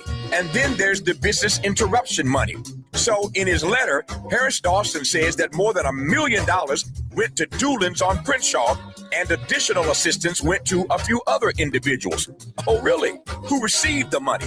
How much money? And who didn't? I can assure you a whole lot of folk didn't get that money. How do I know? I'm getting the phone calls. You see, transparency should not scare anybody. That's how accountability works. And that's why in our letter, we ask for an audit. But instead, what do we get? A discussion about Tavis Smiley, the pastor, the parishioners, the business owners, the people asking the questions, their motives, their ambitions, their character.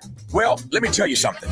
When you can't answer the questions, attacking, insulting, and gaslighting the persons asking the questions doesn't make the questions disappear. It just makes people ask why you won't answer it. Let me be clear. We don't want to fight with the council president. We want the project finished because the people of Crenshaw are not on the sidelines, Mr. President. They are Crenshaw. And if culture really is undefeated, then respect the culture, respect the people, respect the businesses, and most importantly, respect the questions. Now, answer them. The Crenshaw Corridor community is still waiting, and September 4th is fast approaching. With a KBLA Talk 1580 editorial, I'm Tavis Smiley. As always, we welcome your feedback. Just talking louder and say nothing and say nothing.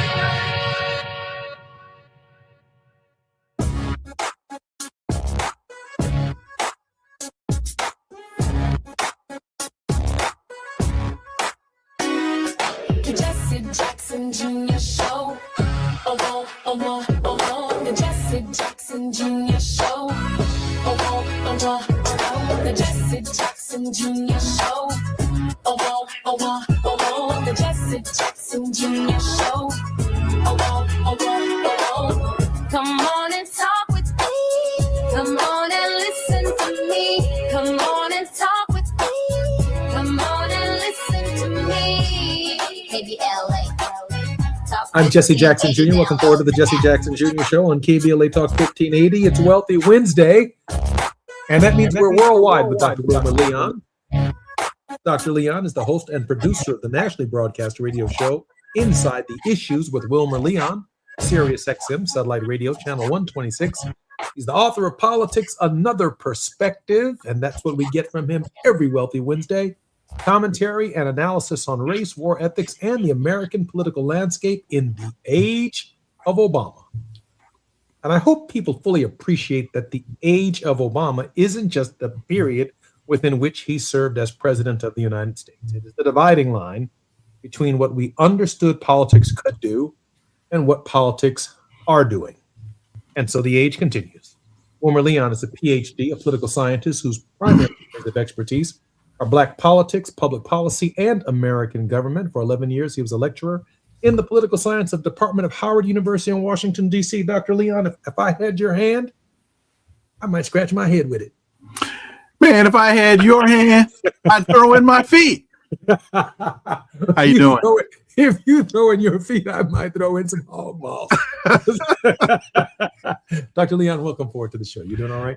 Hey, man, I'm doing great. And, thank you for making the point about the age of Obama, because as I've said on this show before, Newton's third law of motion is that to every action, there's an equal and opposite reaction.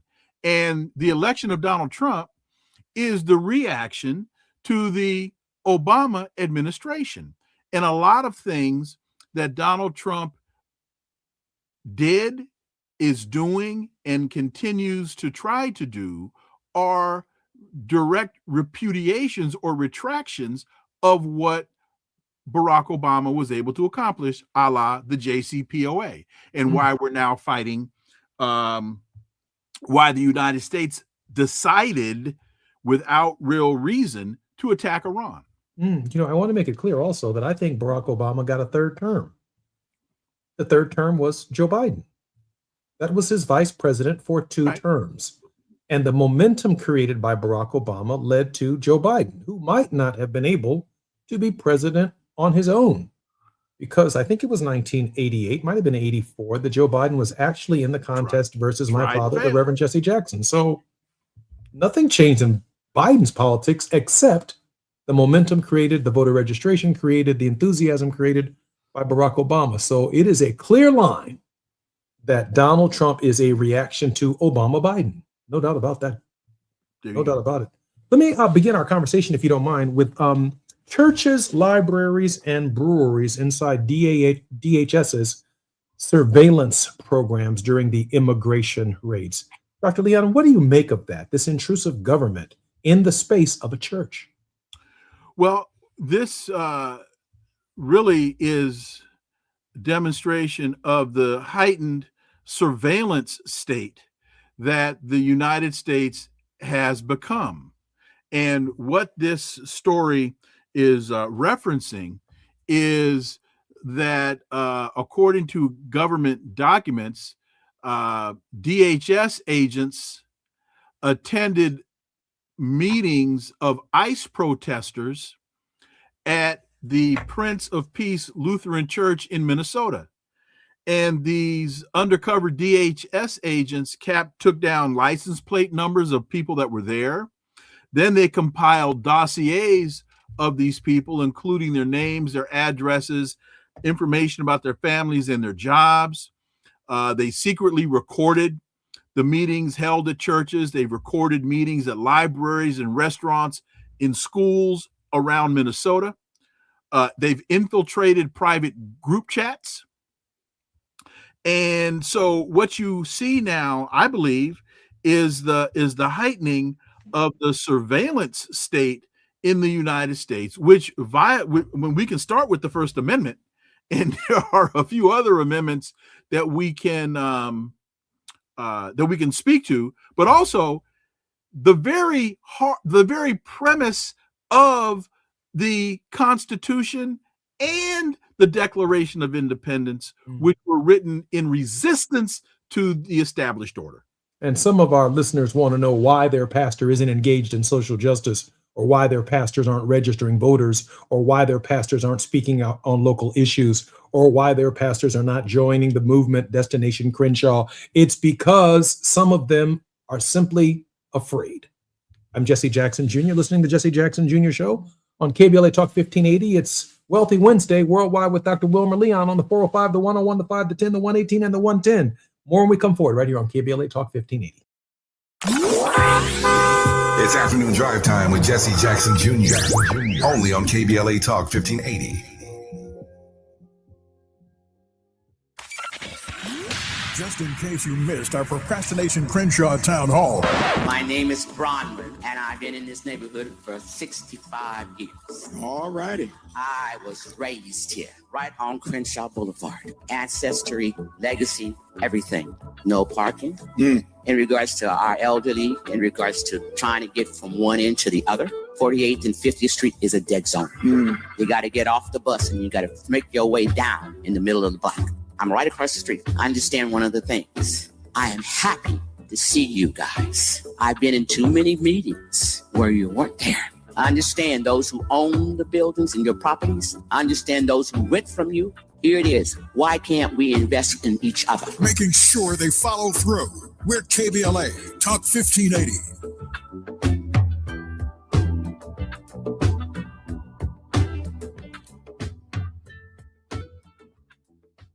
The KBLA 1580 app puts the realest conversations right in your pocket. Stream live wherever you are in the world. No static. No searching the dial. A crystal clear connection 24/7, exactly when you want it. We recommend that you keep automatic updates enabled. Set it and forget it. So the app stays up to date with store requirements, bug fixes, and new features as we roll them out. Download the KBLA 1580 app today and stay plugged into the conversation everyone's having. At Charmin, we heard you shouldn't talk about going to the bathroom in public, so we decided to sing about it. Charmin Ultra Strong. You can use less, better than the rest. Charmin Ultra Strong. Your booty past the clean test. Salmon weave texture, it's the best. Study up, teach a lesson on